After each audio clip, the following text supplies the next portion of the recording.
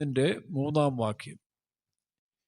യെശയ്യാവ് എന്ന് പറയുന്നത് ഇസ്രായേൽ ജനങ്ങളും ഇസ്ലാം ജനങ്ങളും ക്രൈസ്തവരും ഒരുപോലെ വിശ്വസിക്കുന്ന ഒരു പ്രവചന പുസ്തകമാണ്. തന്നെയല്ല, അനേക ഹിസ്റ്റോറിക്കൽ ബാക്ക്ഗ്രൗണ്ടുകളും രാജ്യങ്ങളെക്കുറിച്ചുള്ള പ്രവചനങ്ങൾ, യേശുക്രിസ്തു, സഭ, അങ്ങനെ ഒരുപാട് കാര്യങ്ങളെക്കുറിച്ച് പ്രവചിച്ച 66 പുസ്തകങ്ങളാണ് യെശയ്യാവ് എന്ന് പറയുന്നത്. അതിലൊരു വാക്യമാണ് നമ്മളിപ്പോൾ വായിക്കുന്നത്. അതിൽ നിറവേറിയ പ്രവചനങ്ങൾ പലതുണ്ട്, നിറവേറിക്കൊണ്ടിരിക്കുന്നുണ്ട്, ഇനി നിറവേറാൻ പോകുന്നതുമുണ്ട്. നമുക്കെപ്പോഴും സംഭവിക്കാൻ പോകുന്ന കാര്യങ്ങളെക്കുറിച്ച് കേൾക്കുന്നത് പൊതുവെ എല്ലാ മനുഷ്യർക്കും വളരെ താല്പര്യമുള്ളൊരു വിഷയമാണ്. ഈ കഴിഞ്ഞ ആഴ്ചകളിൽ പലയിടത്തു നിന്നിങ്ങനെ പല വിഭാഗത്തിൽപ്പെട്ടവർ, അതായത് ക്രിസ്ത്യാനികളും അക്രൈസ്തവർ പോലും ചിലരെന്നെ വിളിച്ച് ഇപ്പോഴത്തെ അവസ്ഥകളെക്കുറിച്ചൊക്കെ ഇങ്ങനെ ചോദിക്കുകയുണ്ടായി.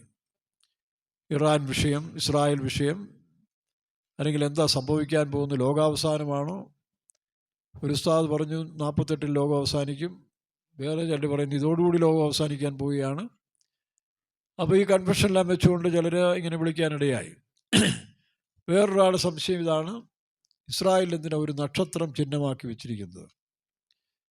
മറ്റൊരാളുടെ സംശയമാണ്, എന്തുവാണ് അതിൻ്റെ അർത്ഥം, എന്താണ് അവരുടെ നക്ഷത്രത്തിൻ്റെ ഉദ്ദേശം? ഇനി ഈ ഭൂമിയിലെ ഇറാനും ഇസ്രായേലും ഒക്കെ സമാധാനമായൊരു സന്തോഷമായൊരു രാജ്യം കാണുമോ? ഇങ്ങനെ പല സംശയങ്ങൾ പലരും ഉന്നയിച്ചു. ഇറാഖിൻ്റെ ഇനിയുള്ള അവസ്ഥകൾ എന്തായിരിക്കും, എന്താണ് വേദപുസ്തകത്തിൽ ഇതിനെപ്പറ്റി എന്നൊക്കെ പലരും ഇങ്ങനെ അന്വേഷിക്കാനിടയായി. അപ്പോൾ എനിക്ക് തോന്നി ആ വിഷയങ്ങൾ എനിക്കറിയാവുന്ന വിധത്തിൽ കുറച്ച് പറയാവുന്നൊരു താല്പര്യം തോന്നിയിരിക്കുകയാണ്. ദൈവത്തിൽ ആശ്രയിച്ചുകൊണ്ട് നമുക്ക് തുടങ്ങാം. യെശയ്യാ 61-ൻ്റെ 3-ാം വാക്യം ഒന്ന് വായിച്ച്, മൈക്കിൽ കൂടെ വ്യക്തമായിട്ട് വായിക്കുക. യഹോവ സിയോനെ ആശ്വസിപ്പിക്കുന്നു, അവൻ അതിന്റെ സകല ശൂന്യങ്ങളെയും ആശ്വസിപ്പിച്ച് അതിന്റെ മരുഭൂമിയെ ഏദനെ പോലെയും അതിന്റെ നിർജ്ജന പ്രദേശത്തെ യഹോവയുടെ തോട്ടത്തെ പോലെയും ആക്കുന്നു. ഇവിടെ മരുഭൂമിയെ ഏദനെ പോലെയും നിർജ്ജന പ്രദേശത്തെ ദൈവത്തിൻ്റെ തോട്ടം. അപ്പോൾ ഏദൻ തന്നെ നമുക്ക് ആദ്യമായിട്ട് ചിന്തിക്കാം. ഞാൻ പറഞ്ഞല്ലോ, ഏദൻ, ഇറാൻ, ഇസ്രായേൽ, ഇറാഖ്, പിന്നീട് യഹൂദന്മാരുടെ കുടിയിലെ നക്ഷത്രം, ഇങ്ങനെയുള്ള പല സംശയങ്ങളുള്ളതുകൊണ്ട് ഏദൻ തോട്ടം, ഒരുപാട് പാട്ടുകളൊക്കെ നമുക്ക് ആത്മീയമായും കേട്ടിട്ടുണ്ട്. വയലാറും മറ്റു പലരും ഈ ഏദൻ തോട്ടത്തെക്കുറിച്ചൊക്കെ പാടിയത് നമ്മൾ കേട്ടിട്ടുണ്ട്. അപ്പോൾ എന്താണ് ഏദൻ തോട്ടം, അല്ലെങ്കിൽ എവിടെയാണ് ഏദൻ തോട്ടം? നമ്മൾ ചിലരൊക്കെ ചിലത് കേട്ടിട്ടുണ്ടെങ്കിലും കേൾക്കാത്തവർക്ക് വേണ്ടി നമ്മളൊന്നുകൂടെ പറയുകയാണ്. ഏദൻ തോട്ടം എന്ന് പറയുന്നൊരു അവസ്ഥ ഭൂമിയിലുണ്ടായിരുന്നോ? നാം ചിന്തിക്കുമ്പോൾ ഏദൻ ഭൂമിയിലുണ്ടായിരുന്നു.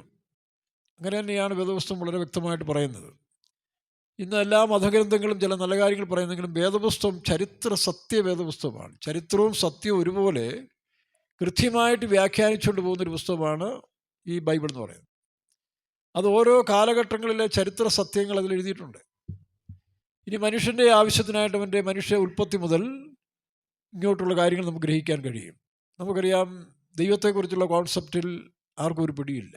എത്ര വർഷം മുമ്പാണ് ദൈവം തൻ്റെ പ്രവൃത്തിയിൽ നിരതനായിരുന്നുള്ളത് വയ്ക്കുമ്പോൾ വേദപുസ്തകത്തിൽ വാക്യമുണ്ട്, അനാദിയായും ദൈവമേ നീ അനാദിയായും ശാശ്വതമായും. അപ്പോൾ അനാദിയായും ശാശ്വതമായൊരു ദൈവത്തിൻ്റെ കണക്കൂട്ടിൽ മനുഷ്യൻ്റെ കാഴ്ചപ്പാടിലല്ല. കാരണം ദൈവത്തിന് പത്രോസ്ലീഹ പറയുന്ന പോലെ 1000 സംവത്സരം ഒരു ദിവസം പോലെയാണ്. അപ്പോൾ നമ്മൾ ഒരു ദിവസം കൂടുന്നത് ദൈവത്തിൻ്റെ കീഴിൽ 1000 സംവത്സരമാണ്. അപ്പോൾ നമ്മൾ 10 ദിവസം എന്ന് പറയുമ്പോൾ അവിടെ 10,000 ആയി. അങ്ങനെ അതാണ്. അപ്പോൾ ദൈവത്തിന് ഈ സമയം പോകുന്നതൊന്നും കാര്യമില്ല. അപ്പോൾ അനാദിയായും ശാശ്വതമായും. പിന്നെ നമ്മൾ വായിക്കുമ്പോൾ ആദിയിൽ നിന്നാണ്. വേദപുസ്തകത്തിൻ്റെ ആദ്യ പുസ്തകമായ ഉൽപ്പത്തി, എല്ലാവരുടെയും ആരംഭം. ഉൽപ്പത്തി എന്ന് പറയുമ്പോൾ എല്ലാത്തിൻ്റെ ആരംഭമാണ്. അപ്പോൾ ആ ഉൽപ്പത്തി നമ്മൾ നോക്കുമ്പോൾ അവിടെ വാക്യം ഇങ്ങനെ എഴുതിയിരിക്കുന്നു. 1-ാം വാക്യത്തിൽ വായിക്കുമ്പോൾ ആദിയിൽ ദൈവം ആദിയിൽ ദൈവം ആകാശവും ഭൂമിയും സൃഷ്ടിച്ചു. ഇനിയിപ്പോൾ അതിന് സംശയിക്കേണ്ട ആവശ്യത്തിന് അവിടെ തുടങ്ങിയാൽ പോരെ? ഈ ചെറിയ ഒരു ഉണ്ട പോലിരിക്കുന്ന മനുഷ്യൻ്റെ ഈ മസ്തിഷ്കം വേണ്ടാതിങ്ങനെ ചിന്തിച്ച് വെറുതെ ജീവിതം കളയണോ? പണ്ട് നമ്മുടെ ഒരു കൂടെ കിടന്നൊരു കൃഷിക്കാരൻ സഹോദരൻ, ഞാനും അന്ന് ഫാദർ പോയി. അപ്പോൾ ഞാനിങ്ങനെ മാളത്തെ കിടക്കുക, അപ്പുറത്ത് ആ സഹോദരൻ കിടപ്പുണ്ട്. പുള്ളിക്ക് രാത്രി ഉറക്കം വരുന്നില്ല. ഇച്ചിരി പ്രായമുള്ളൊരു മനുഷ്യനാണ്. നല്ല നിലാവുള്ളൊരു ദിവസം ആ പുള്ളി ഉറങ്ങുന്നില്ല. ഞാൻ ചോദിച്ചു, എന്താ ചേട്ടാ ഉറങ്ങാത്ത? ഇല്ല മോൻ ഉറങ്ങിക്കോളാം. പിന്നെ നോക്കും പുള്ളി ഇങ്ങനെ ആകാശത്തോട് നോക്കിയിരിക്കുക. ഞാൻ ചോദിച്ചു, എന്താ സംഭവം? അല്ല മോനെ, ഞാൻ ചിന്തിക്കുക, ആരെന്ത് കഷ്ടപ്പെട്ട ഈ നക്ഷത്രമൊക്കെ ഇങ്ങനെ കൊണ്ട് ഒട്ടിച്ചു വെച്ചത്? ഇതാരുടെ പണിയായത്? വല്ല ആവശ്യമുണ്ടോ? വേർത്തും ചോദിച്ച പോലെ കറുത്ത പശു പച്ച പുല്ല് തിന്നുന്നു, വെളുത്ത പാല് വരുന്നു. എന്തോ അതിൻ്റെ പരിണാമം? ആട്ടുകിടാക്കള് വർഷങ്ങളായിട്ടിങ്ങനെ നല്ല ഗുളിക പോലെ ആട്ടുംകാട്ട് വിടുന്നതിൻ്റെ രഹസ്യം എന്താണെന്ന് ചോദിച്ചാൽ അതാണ് ദൈവത്തിൻ്റെ പ്രവൃത്തി. ദൈവം തൻ്റെ വാക്കിനാൽ സൃഷ്ടിച്ചപ്പോൾ എല്ലാം മനോഹരമായിരുന്നു. മനുഷ്യ, നിൻ്റെ ഈ കൊച്ചു ബുദ്ധിയിൽ ഇതിട്ടിങ്ങനെ തിരിക്കാൻ പോയാൽ കുറേ കഴിയും പട്ടുപിടിക്കത്തേ ഉള്ളൂ. അങ്ങനെ പട്ടുപിടിച്ചവരാണ് ദൈവം ഇല്ലയെന്ന് പറഞ്ഞ് നടക്കുന്നത്. അതുകൊണ്ട് ദൈവം വ്യക്തമായിട്ട് മനുഷ്യന് ആവശ്യമായ കറക്റ്റ് ചരിത്ര പുസ്തകം, അത് വേദപുസ്തകം തന്നെയാണ്. വേറെ പുസ്തകത്തെ നമുക്ക് അതിനെ ആശ്രയിക്കാൻ ഒക്കുന്നില്ല. കടക്കഥകളും മിത്തുകളും ഒരുപാട് കാര്യങ്ങൾ, മനുഷ്യന് സംശയാസ്പദമായിട്ടുള്ള കാര്യങ്ങൾ പറയുമ്പോൾ കൃത്യമായിട്ട് വേദപുസ്തകം ചരിത്ര സത്യങ്ങളോടുകൂടി തന്നെ എഴുതിയിരിക്കുകയാണ്. അത് എത്ര വായിച്ചാലും മതി. ഇന്നിപ്പോൾ സോഷ്യൽ മീഡിയയിൽ ഇതുമാത്രം മനുഷ്യർ ഈ ബൈബിൾ കോട്ട് ചെയ്യുന്നു, ബൈബിൾ സത്യങ്ങളെക്കുറിച്ച് എടുത്തു പറയുന്നു. ഈ അടുത്ത സമയത്ത് തന്നെയാണെങ്കിലും സോഷ്യൽ മീഡിയയിൽ നിറഞ്ഞിരിക്കുന്ന ഒരു കഥാപാത്രമാണ് മൈത്രേയൻ. ഈ കഴിഞ്ഞ ദിവസം മൈത്രേയനും രാഹുൽ ഈശ്വരും പിന്നെ ആഷ്മി, ഒരു കൊച്ചുമിടുക്കനാ അല്ലേ, ആരെയും നാക്കുകൊണ്ട് അടിച്ചു കയറക്കാൻ വിശേഷ ശക്തികളൊരു പാർട്ടിയാണ്. പക്ഷെ എന്താ സംഭവിച്ചത്? മൈത്രേയൻ്റെ വാക്കിൻ്റെ മുമ്പിൽ ആഷ്മി കുടുങ്ങിപ്പോയി. ചിലപ്പോൾ ഞാനിങ്ങനെയുള്ളതൊക്കെ കേൾക്കും. കാരണം നമ്മുടെ സഹോദരങ്ങളല്ലേ, ഒരു ഇത് പറഞ്ഞാൽ അതൊക്കെ നമുക്ക് എന്താണെന്ന് അറിയാമല്ലോ. ഇവരുടെ സ്റ്റാൻഡേർഡും കാര്യങ്ങളും നല്ലതും കാണും, അത് നമുക്ക് അംഗീകരിക്കാത്തതും കാണും. താറാവ് തീറ്റിന്ന പോലെ നമുക്ക് ആവശ്യമുള്ള എടുത്താൽ മതില്ലോ, ബാക്കി വിട്ടേക്കാമല്ലോ. അപ്പോൾ പക്ഷെ മൈത്രേയൻ പല സ്ഥലത്തും പറഞ്ഞൊരു കാര്യം, യേശുക്രിസ്തുവിൻ്റെ ഒരു കാര്യം തന്നെ എടുത്ത് ചില മതപണ്ഡിതന്മാരോട്, നിങ്ങൾ ഈ മതങ്ങൾ പ്രചരിപ്പിക്കുന്നതിന് പകരം യേശുക്രിസ്തു പറഞ്ഞൊരു വാക്യം നിങ്ങൾക്ക് ഓർമ്മയുണ്ടോ? അന്യനെ സ്നേഹിക്കുക, ശത്രുക്കളെ സ്നേഹിക്കുക. അതൊരു ബുദ്ധിമുട്ടുള്ള കാര്യമാണെങ്കിലും അതല്ലേ വിഷയം എന്ന് അദ്ദേഹം പറയാനിടയായി. അപ്പോൾ തൻ്റെ ഒരു സംശയം ഇതാണ്, ഒരു കാര്യം എനിക്ക് അംഗീകരിക്കാൻ ഒക്കത്തില്ല, യേശുക്രിസ്തുവിൻ്റെ ഉപദേശം വചനങ്ങൾ മനുഷ്യൻ അംഗീകരിക്കാൻ പോയാൽ അത് പ്രയോജനമില്ല. അതിൻ്റെ അർത്ഥം അടി കൊടുക്കണമെന്നാണ് പുള്ളിയുടെ അഭിപ്രായം. അങ്ങനെയാണല്ലോ പത്രോസ് വാളെടുത്തത്. പത്രോസ് വാളെടുത്തപ്പോൾ യേശു പറഞ്ഞില്ല, വാളുറയിലിടുക, വാളെടുക്കുന്നവൻ എന്നിവർ വാളുറയിലിടുന്നു, അന്നേ സമാധാനം ഉണ്ടാകത്തുള്ളൂ. അത് ഇസ്രായേലായാലും ശരി, പിന്നെ അറബ് രാജ്യങ്ങളായാലും ശരി, ഏത് രാജ്യങ്ങളും സമാധാനം ഉണ്ടാക്കണമെങ്കിൽ വാൾ ആദ്യം ഉറയിലിടണം. വാളും കൊണ്ട് വെട്ടിക്കൊണ്ട് സമാധാനം പറഞ്ഞാൽ ഒക്കുമോ? പക്ഷെ അതിനൊരു പരിഹാരം, സൊല്യൂഷൻ ഉണ്ട്. അപ്പോൾ അദ്ദേഹം ഇങ്ങനെ പറയാനിടയാ. അപ്പോൾ തൻ്റെ ഒരു സംശയം എന്താ, യേശു ക്രിസ്തു പറഞ്ഞിരിക്കുന്നത് ഒരു കർണം കാണിച്ചാൽ മറുകർണം കാണിച്ചു കൊടുക്കാനാണ് പറയുന്നത്. അതിന് പുള്ളിയോട് യോജിപ്പില്ലെന്നാണ്. കാരണം അങ്ങനെ കാണിച്ചു കൊടുത്തത് യേശുവിനെ ക്രൂശിച്ചില്ലേ? യേശു ക്രിസ്തു മറുകർണം കാണിച്ചു കൊടുത്തിട്ടും ക്രൂശിച്ചില്ല, അപ്പോൾ അതിന് വിലയില്ലെന്നാണ് പുള്ളി പറയുന്നത്. അത് രണ്ടും രണ്ടാ മൈത്രയാണ്. യേശു ക്രിസ്തു പറഞ്ഞതിൻ്റെ കാരണം, ഇന്ന് ലോകത്തിൽ ശക്തിമാന്മാരും ബലവാന്മാരും വളരെ കുറവാണ്. അപ്പോൾ എതിർത്ത് ജീവിച്ച് മുന്നോട്ട് പോകാവുന്ന ഒരു കാലമല്ല. ഏതോ മല്ലന്മാരും ശക്തന്മാരും രണ്ടും കൽപ്പിച്ച് പോകുന്ന ഒരു ചുരുക്കം പേര് ലോകത്തിലുണ്ട്. അവരോട് മത്സരിക്കാൻ മറ്റു മനുഷ്യരെ കൊണ്ട് സാധിക്കില്ല. അതിന് ഏറ്റവും നല്ല പണി, ഒന്നടിച്ചോ ശരി കൊണ്ട് അടുത്തും കൂടെ കാണിച്ചു കൊടുക്കും. സ്വാഭാവികമായിട്ടും ആ മനുഷ്യൻ അതോട് അടിനിർത്തി പോകും. അപ്പോൾ തിരിച്ച് പ്രതികരിക്കാത്തൊരു മനുഷ്യനോട് കൂടുതൽ തല്ലലറില്ലല്ലോ, അല്ലെങ്കിൽ അത്രയും കാട്ടാളന്മാരായിരിക്കണം. അത് പിന്നീട് പ്രകൃതി തന്നെ അവരെ ശിക്ഷിച്ചോളും. എന്നാൽ യേശു ക്രിസ്തു ക്രൂശിക്കപ്പെട്ടതും ഇതും രണ്ടും രണ്ടാണ്. കർത്താവായ യേശു ജനിക്കുന്നതിന് മുമ്പ് താൻ ഭൂമിയിൽ വന്ന് ക്രൂശിക്കപ്പെടണമെന്നും യെശയ്യാപ്രവചനത്തിൽ പ്രവാചക പുസ്തകങ്ങളെല്ലാം എഴുതിയിട്ടുണ്ട്. അപ്പോൾ അങ്ങനെ യേശു ക്രിസ്തു മരിച്ചതിൻ്റെ കാരണം യാഗം, ബലി. ആ ബലിയിനാലാണ് നാം അതിൽ വിശ്വസിക്കുമ്പോൾ, കാരണം വിശ്വാസമാണല്ലോ എല്ലാം, വിശ്വാസമാണ് എൻ്റെ ബേസിക്കിൽ. ഒരു ഡോക്ടറെ അടുത്ത് പോകുമ്പോൾ ആ ഡോക്ടറെ വിശ്വസിക്കുന്നു. ബസ്സിൽ കയറി നമ്മൾ യാത്ര ചെയ്യുമ്പോൾ ആ ബസ്സിലെ ഡ്രൈവറെ വിശ്വസിച്ചില്ലേ കയറുന്നേ? അപ്പോൾ വിശ്വാസം അടിസ്ഥാനമാണ്. പക്ഷേ ആ വിശ്വാസത്തെ തെറ്റായ രീതിയിൽ വ്യാഖ്യാനിക്കുമ്പോഴാണ് മനുഷ്യൻ കുടുങ്ങിപ്പോകുന്നത്.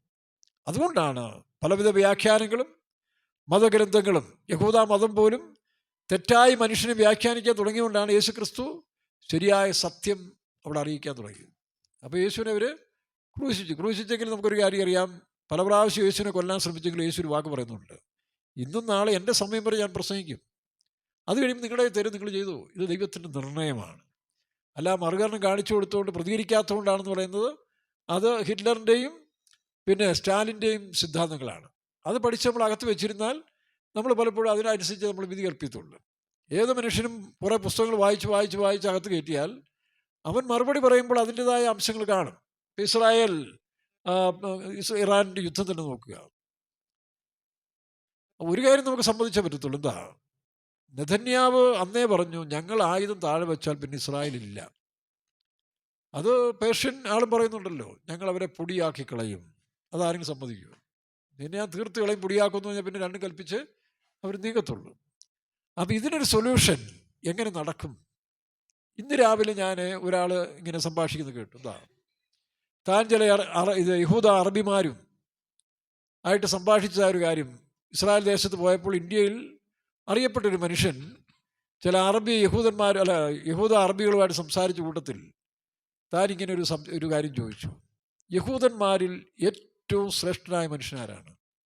ഏറ്റവും അറിയപ്പെട്ടവരും ശ്രേഷ്ഠനായ മനുഷ്യൻ. അപ്പം അവർ പറഞ്ഞത്, റബിമാരാന്ന് ഓർക്കണം, അവർ പറഞ്ഞത് നെതന്യാവിൻ്റെ ജ്യേഷ്ഠൻ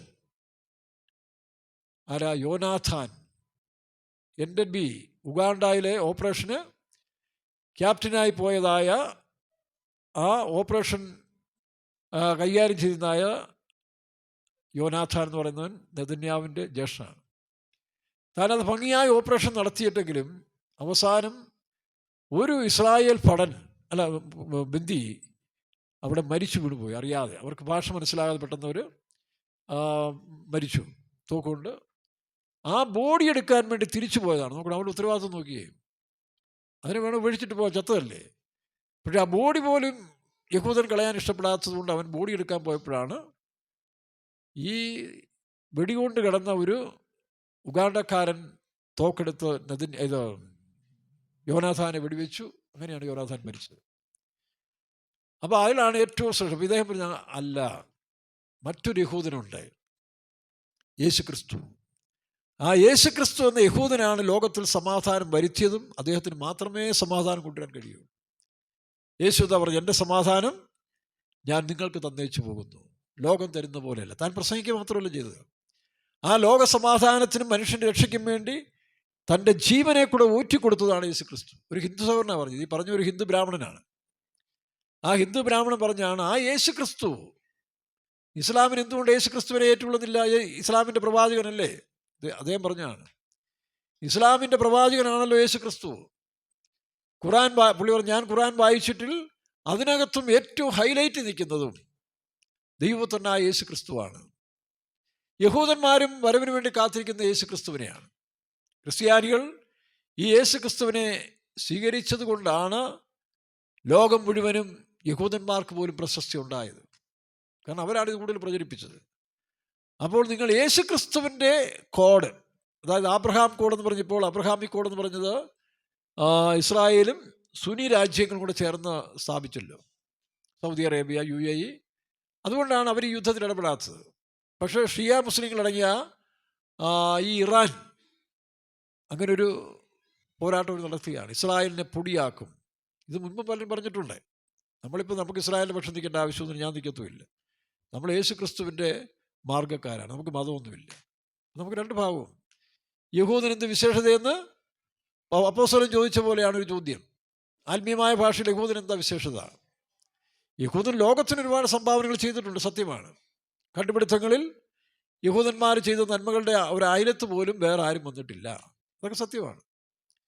അപ്പോൾ മൈത്രേയൻ ചോദിച്ച പോലെ അവന്മാർ എന്ത് ചെയ്തെന്ന് ചോദിച്ചാൽ, അദ്ദേഹം ഇത്രയും അറിവില്ലാത്ത മനുഷ്യനായി പോയല്ലോ എന്ന് ഞാൻ ചിന്തിച്ചു. അതാണ് യഹൂദന്മാർ ലോകത്തിന് കൊടുത്ത സംഭാവനകൾ.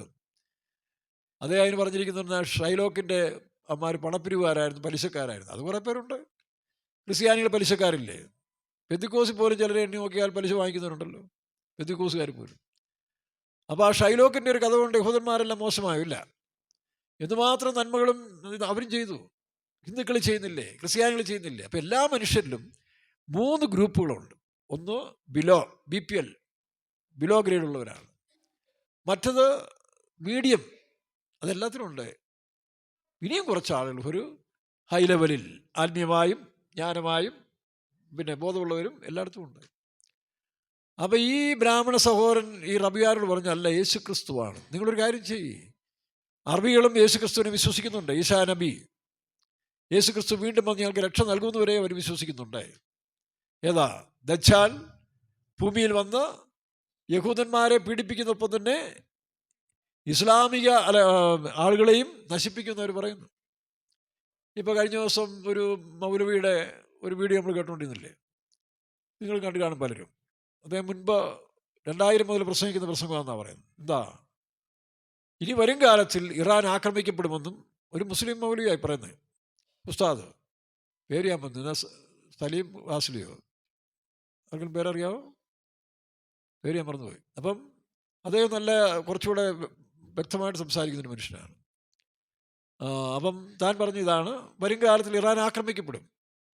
എത്രയാ 2 വർഷങ്ങൾക്ക് മുമ്പ് തന്നെ ഇപ്പോഴും പറഞ്ഞുകൊണ്ടിരിക്കുന്ന കാര്യമാണ്. ഇറാൻ ആക്രമിക്കപ്പെടും, ഇറാന് നാശം ഉണ്ടാകും എന്നാണ് ആ ഉസ്താദ് പറയുന്നത്. അങ്ങനെ ഇറാന് നാശം ഉണ്ടാകുന്ന സമയം ഇറാൻ കയറി അമേരിക്കയുടെ താവളങ്ങളെ അറ്റാക്ക് ചെയ്യും. ഇന്നിപ്പോൾ അമേരിക്ക 3 ഷെൽട്ടർ ബോംബ് ഇട്ട് കഴിഞ്ഞു. B2 ബോംബിട്ട് ഇറാൻ്റെ ആണവലയം തകർത്തുന്നതാണ് ഇന്ന് രാവിലത്തെ ന്യൂസ് കണ്ടത്.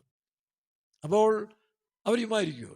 ഇവിടെ ചാകാൻ പോകുന്ന ആരായാലും തങ്ങളുടെ പ്രാണരക്ഷയ്ക്ക് വേണ്ടി എന്ത് തെറ്റായാലും ചെയ്യും. തെറ്റോ ശരിയെന്ന് നോക്കേണ്ട ആവശ്യമില്ല, ഏതായാലും ചാകാൻ പോവുക. പണ്ട് കുട്ടനാട്ടുകാർ പറഞ്ഞ പോലെ, ഇവിടെ വള്ളത്തെ മുങ്ങിക്കഴിഞ്ഞാൽ വെള്ളം മുങ്ങിക്കഴിഞ്ഞാൽ പിന്നീട് ഏത് കരയാന്ന് നോക്കണ്ട, എങ്ങോട്ട് നീന്തിയാൽ എത്തുമെന്ന് ഒരു ഉറപ്പ് വന്നാൽ അവിടേക്ക് അങ്ങ് ആഞ്ഞ് നീന്തിക്കോണം. നീന്തറിയത്തില്ലേലും നീന്തിക്കോണം, ഏതായാലും ചാവും, എന്നാൽ പിന്നെ നീന്തിയെങ്കിലും രക്ഷപ്പെടുന്നപ്പെടട്ടെ എന്ന് പറഞ്ഞാൽ ഏത് മനുഷ്യനും ഈ പറഞ്ഞ പോലെ അവസാന റൗണ്ടിൽ എന്ത് അന്യായം ചെയ്യാൻ തയ്യാറാകും. അത് കുറ്റമോ ശരിയോ എന്നുള്ളത് പിന്നീട് നോക്കാം. അപ്പോൾ അദ്ദേഹം പറഞ്ഞു, ഇറാൻ എന്ത് ചെയ്യും? ഇസ്രായേലിനെ അമേരിക്ക ഇറാനെ ആക്രമിക്കുമ്പോൾ 11 രാജ്യങ്ങളിൽ ഏകദേശം, അത് ഞാൻ പറയുന്നത് കേട്ടോ, എൻ്റെ അറിവിലാണ്, 11 രാജ്യങ്ങളിൽ അമേരിക്കയുടെ താവളങ്ങളുണ്ട്. ഈ സൗദി അറേബ്യയും മറ്റ് ഇറാഖിലും എല്ലാം ഉണ്ട്. അപ്പോൾ ഇവരെന്ത് ചെയ്യും? ഇപ്പോൾ ഇസ്രായേലിന് മിസൈൽ വിട്ടതുപോലെ അങ്ങോട്ട് വിടും. അപ്പോൾ ഒരു വലിയ തകർച്ച ഉണ്ടാകും. അറബി രാജ്യങ്ങൾക്ക് അറിയാതായാലും അറബി രാജ്യങ്ങൾ അതിനകത്ത് ഇൻവോൾവായി ഒരു വലിയ തകർച്ച അറബ് ലോകത്തിലുണ്ടാകുമ്പോഴാണ് ഇമാം മഹദി രക്ഷകനായിട്ട് വരുന്നത് എന്ന് അദ്ദേഹം പ്രത്യേകം പറയുന്നുണ്ട്. നിങ്ങൂടെ കേൾക്കാതെ. അപ്പോൾ അവർ ഇമാം മഹദിയെ കാത്തിരിപ്പോൾ രക്ഷകൻ ഈസാ നബി രക്ഷകനായിട്ട് വരുന്നു. ദജ്ജാലിൻ്റെ കയ്യിൽ നിന്ന് ദജ്ജാലിനെ കൊന്നിട്ട് ഈസാ നബി സമാധാന രാജ്യം സ്ഥാപിക്കുമെന്ന് ഇസ്ലാമിക പണ്ഡിതന്മാർ പ്രസംഗിച്ച് ഞാൻ കേട്ടിട്ടുണ്ട്. എന്നോട് അവർ സംസാരിച്ചു, ഞങ്ങൾ പലരുമായിട്ട് സംസാരിക്കുമ്പോൾ പറഞ്ഞു ശരിയാന്ന് പറഞ്ഞു.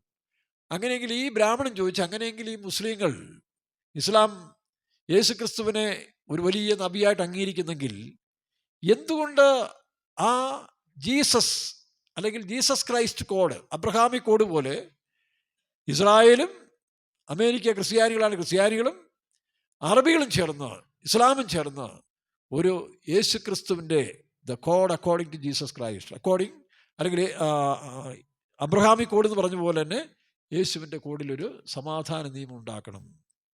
എന്തുകൊണ്ട് സാധിക്കുന്നില്ല? സാധിക്കും ബ്രാഹ്മണ സഹോദര, സാധിക്കാൻ പോവുക. ഇതാ ഞങ്ങൾ പറഞ്ഞുകൊണ്ടിരുന്നത്. അത് തന്നെയാണ് നടക്കാൻ പോകുന്നത്. അത് തന്നെയാണ് ഈ യുദ്ധത്തിൻ്റെ അവസാനത്തിൽ സംഭവിക്കാൻ പോകുന്നത്. എവിടെ അറിയാം? പെട്ടെന്ന് ഒരാൾ വെളിപ്പെടും. കഴിഞ്ഞ പ്രാവശ്യം നമ്മൾ പറഞ്ഞതാണ്, അത് എക്സ്പ്ലെയിൻ ചെയ്യേണ്ട ആവശ്യമില്ല. വെളിപ്പാട് പുസ്തകം 6-ാം അധ്യായത്തിൽ 2-ാം വാക്യത്തിൽ വായിക്കും, വെള്ളക്കുതിരപ്പുറത്ത് ഒരു രക്ഷകൻ, ലോകത്തെ ഈ പറഞ്ഞ ജീസസ് ക്രൈസ്റ്റ് എന്നും പറഞ്ഞൊരു വിഷയം, ഒറിജിനൽ യേശു അല്ല, അതാ വിഷയം.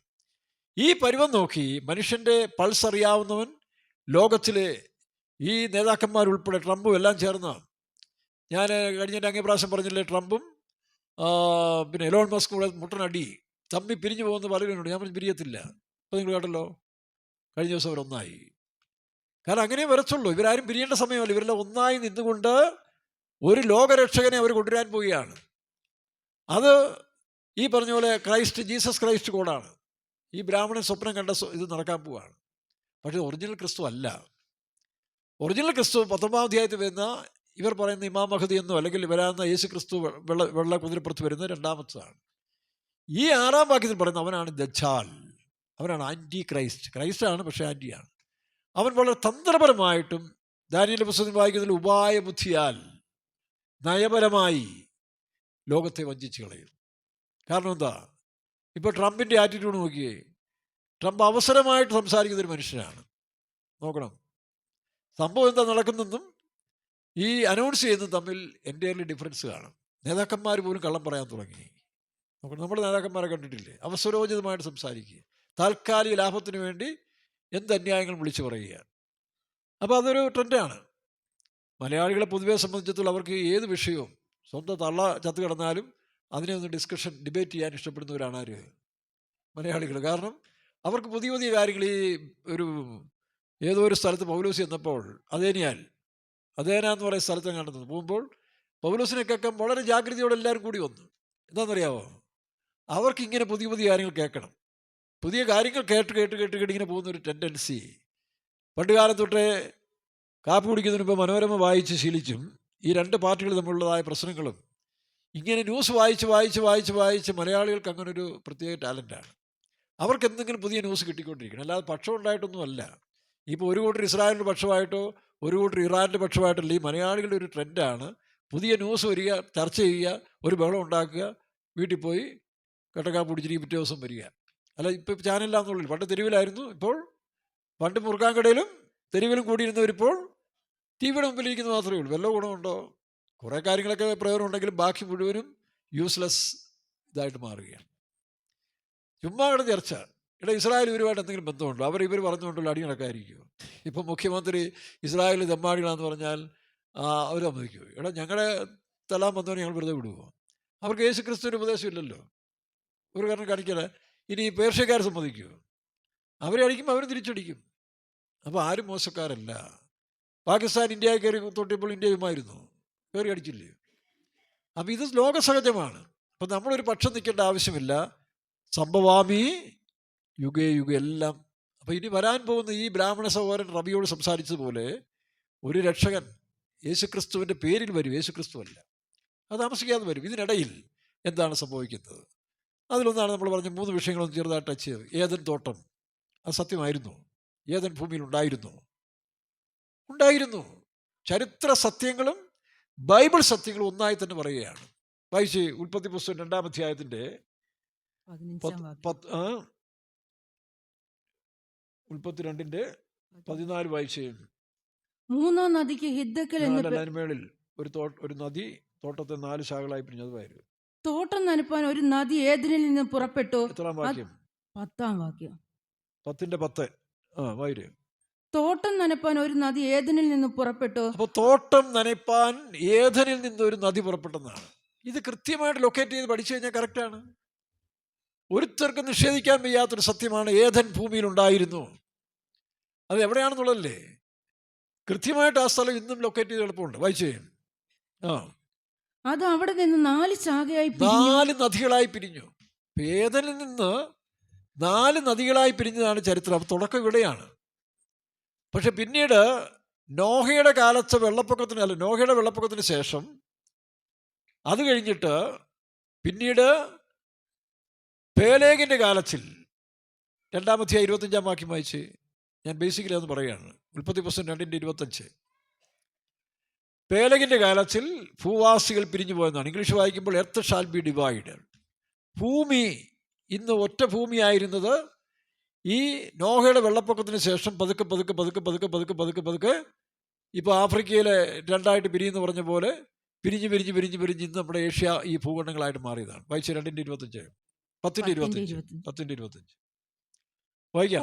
ഒരുത്തിന് പെലേഗ് എന്ന് പേർ. അവന്റെ കാലത്തായിരുന്നു ഭൂവാസികൾ പിരിഞ്ഞു പോയത്. അവന്റെ കാലത്ത് ഭൂവാസികളല്ല, ഭൂമി പിരിഞ്ഞു പോയത്. അങ്ങനെയാണ് പിരിയാൻ തുടങ്ങിയത്.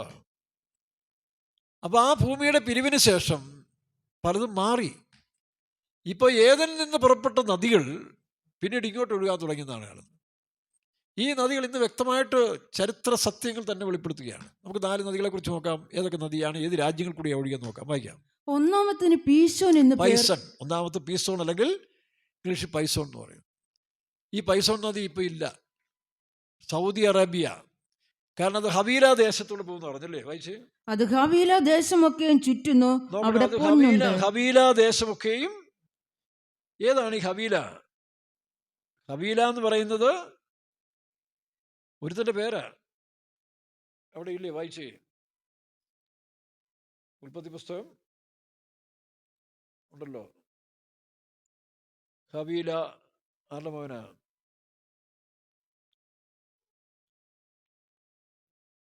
ഓഫീർ കഫീല ആരുടെ മകനത്? 10:28. 10:28 വായിച്ചേ. ഓഫീർ കഫീല യോവാബ് എന്നിവരെ ജനിപ്പിച്ചു. അതല്ല 10 ആരംഭത്തിലുള്ളത്. 10-ാം അധ്യായത്തില്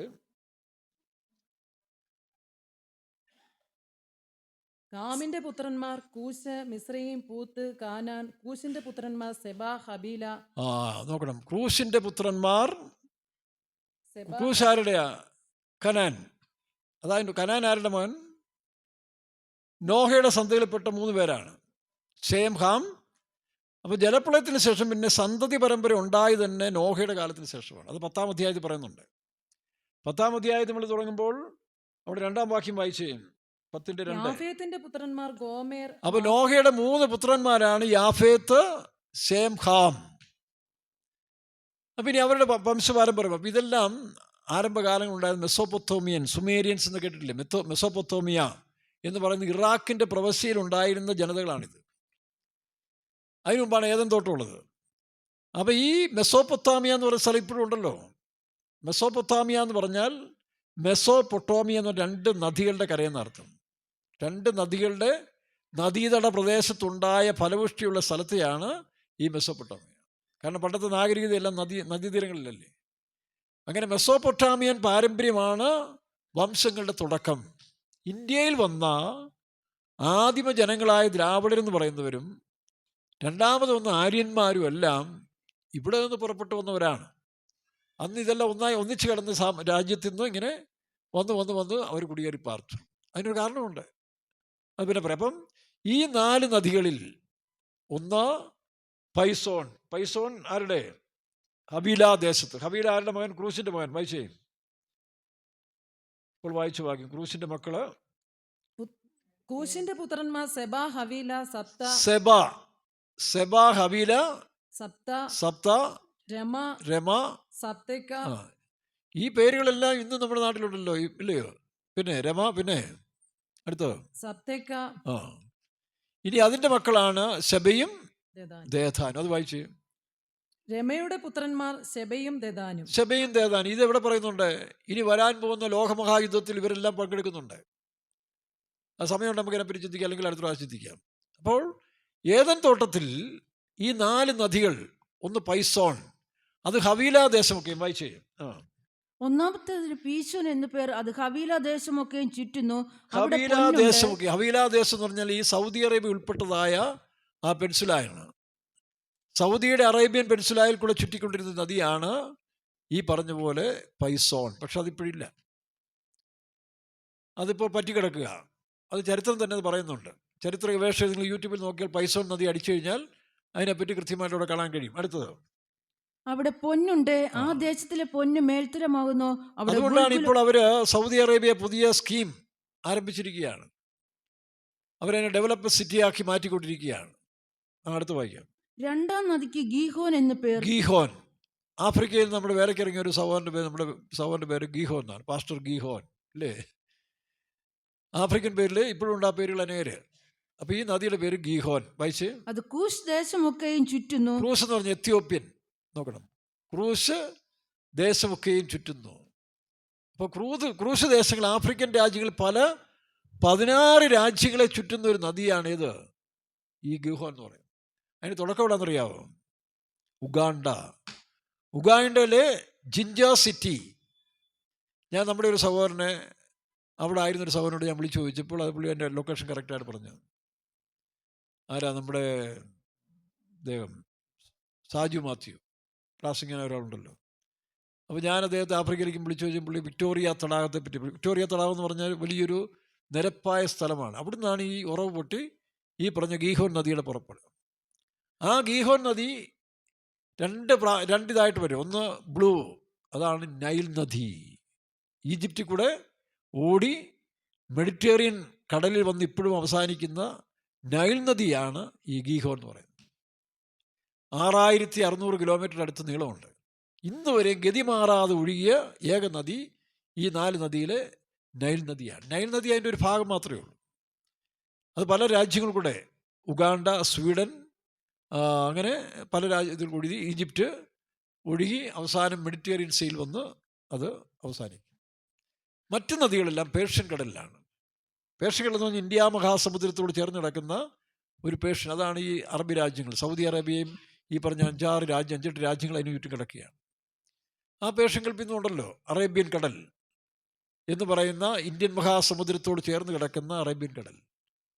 അപ്പം രണ്ടാമത്തെ നദി എന്ന് പറഞ്ഞാൽ നൈൽ നദിയാണ്. അതിന് 2 കൈവരിയായിട്ട് ഒഴുകിയിട്ട്, ഒന്ന് ബ്ലൂ നൈൽ നദി, ഒന്ന് വൈറ്റ്. അതിന് വെള്ളം ഒന്ന് വെള്ളയായിട്ടിരിക്കും, ഒന്ന് പച്ച. ഇത് രണ്ടും കൂടെ ചേർന്ന് ഈജിപ്തിൻ്റെ ഒരു സ്ഥലത്ത് വന്നിട്ട് ഒന്നിച്ചു ചേരും. ചേർന്നിട്ടാണ് പിന്നെ മെഡിറ്ററേനിയൻ സീയിലേക്ക് പോകുന്നത്. ഇതൊന്നും ചരിത്ര സത്യമല്ലേ? അല്ല ബൈബിൾ മിത്താണോ? നമ്മൾ TPMലെ ചില ഉപദേശങ്ങൾ അല്ലെ മിത്താണെന്ന് മറ്റുള്ള പറയുന്ന പോലെ ഇതെല്ലാം സത്യമല്ലേ? ഇത് ചരിത്രം പഠിക്കുന്നതിന് അറിയത്തില്ലേ? പിന്നെ ചില രാഷ്ട്രീയ ചിന്താഗതിയിലും മതവെറിയെല്ലാം കയറുന്നവന്, ഇതെല്ലാം നിരീശ്വരവാദവും കയറുന്നവന് അവൻ്റെ മാർഗം സ്ഥാപിക്കാൻ വേണ്ടി ഇതെല്ലാം പറഞ്ഞത്. ഇതൊന്ന് പഠിച്ചു നോക്കി. അപ്പോൾ രണ്ടാമത്തെ നദി ഗീഹോൻ, അതാണ് നൈൽ നദിയാണ്. അത് ഉഗാണ്ടയിൽ, ആഫ്രിക്കയിലെ ഉഗാണ്ടയിൽ നിന്ന് ഇൻജോ സിറ്റിയിൽ നിന്ന് വിക്ടോറിയ നദി തടാകത്തിൽ നിന്ന് ആരംഭിച്ചിട്ട് ആ ഉഗാണ്ട, സ്വീഡൻ, 2 സ്വീഡനിലും 2 ഭാഗത്തുള്ള 2 നദി ഒഴുകുന്നുണ്ട്. ഒഴുകി കറങ്ങി തിരിഞ്ഞ് 16 രാജ്യങ്ങളെ ചുറ്റുന്നുണ്ട് ആ നദി. 6000 ഏറ്റവും വലിയ നദിയാണ്. 6000. ആമസോൺ നദിയാണ് ഏറ്റവും നീളം കൂടുതലാണ് പിന്നെ കണ്ടുപിടിച്ചത്. പക്ഷേ നൈൽ നദി 6600 കിലോമീറ്റർ ഉണ്ട്. അതുകൊണ്ടാണ് ഈജിപ്തുകാർ നൈൽ നദിയെ ആരാധിച്ചുകൊണ്ടിരുന്നത്. പണ്ട് നദികളൊക്കെ ദേവതകളാണെന്ന് അവർ വിശ്വസിച്ചുകൊണ്ടിരുന്നത്. കാരണം മനുഷ്യന് സമൃദ്ധി ഉണ്ടാക്കി കൊടുക്കുന്നത് ഈ നദിയിലെ വെള്ളം ഉള്ളതുകൊണ്ടാണ് ഞങ്ങൾ ജീവിക്കുന്നത്. അപ്പോൾ അന്ന് ഇത്രയൊന്നും അറിവില്ലല്ലോ, ദൈവത്തെക്കുറിച്ചുള്ള അറിവില്ലാത്തതുകൊണ്ട് ഇതിനെല്ലാം ആരാധിക്കുന്നൊരു കാലമായിരുന്നു. ഏതെങ്കിലും നന്മ ചെയ്യുന്നവരെ ആരാധിക്കുക. ഇന്ന് കാണുന്നില്ലേ, ഒരു നല്ല സിനിമയിൽ അഭിനയിച്ച് അവരുടെ കാൽക്ക് പോയി വീഴും, അവൻ ആരാധകനാണ്. അല്ലെങ്കിൽ ഒരു രാഷ്ട്രീയക്കാരന് മുമ്പിൽ പോയി ആരാധിക്കും. ഇങ്ങനെ ആരാധക വൃന്ദങ്ങൾ ഉണ്ടാക്കുന്ന ഒരു ദുഷ്പ്രവണത മനുഷ്യർക്ക് അന്നും ഇന്നും ഉണ്ട്. അപ്പോൾ അതാണ് ഗീഹോൻ, നൈൽ നദി. മനസ്സിലായോ? ആഫ്രിക്കയിൽ കൂടെ ഒഴുകി ഈ മെഡിറ്ററേനിയൻ കടൽ വന്ന് അവസാനിക്കും. അപ്പം ഇതെല്ലാം പോയി ചേരുന്ന ഒരു സ്ഥലമുണ്ടായിരുന്നു. ഈ നോഹയുടെ വെള്ളപ്പൊക്കത്തിന് ശേഷവും ഭൂമിയുടെ പെലഹിൻ്റെ കാലത്ത് ഭൂമിയുടെ ഇതിന് ശേഷമാണ് ഇതെല്ലാം ഡിസോർഡർ ആയത്. മറ്റത് ഇവിടുന്ന് അങ്ങോട്ടാണ് ഒഴുകിക്കൊണ്ടിരുന്നത്. ഏതാ നൈൽ നദി, അല്ല ഈ പറഞ്ഞ നദി ഇവിടുന്ന് പുറപ്പെട്ടതായിരിക്കുന്നത് തോട്ടത്തെ നനയ്ക്കാൻ. ദൈവത്തിന് സ്തോത്രം. താട്ട് വായിക്കാൻ അടുത്തത്. 3-ാം നദിക്ക് ഹിദ്ദക്കേൽ എന്ന് പേർ. ഹിദ്ദക്കേൽ എന്ന് പറഞ്ഞാൽ ടൈഗ്രീസ് കേട്ടിട്ടില്ല? യൂഫ്രട്ടീസ്, ടൈഗ്രീസ് ഇപ്പോഴും ഉണ്ടല്ലോ. ആ 2 നദി ഇപ്പോഴും ഉണ്ട്. ഈ ടൈഗ്രീസ് നദി എന്ന് പറയുന്നത് ആരാരത്ത് പർവ്വതം കേട്ടിട്ടുള്ളോ? നോഹയുടെ പെട്ടകം ഉറച്ചതായ ആരാരത്ത് പർവ്വതത്തിൽ നിന്നാണ് അത് പുറപ്പെടുന്നത്. അതിങ്ങനെ ഒഴുകി തുർക്കിയിൽ കൂടെ വന്ന്, സിറിയയിൽ വന്ന്, ഇറാഖിൽ കൂടെ വന്ന് ഇങ്ങനെ പോരുകയാണ്.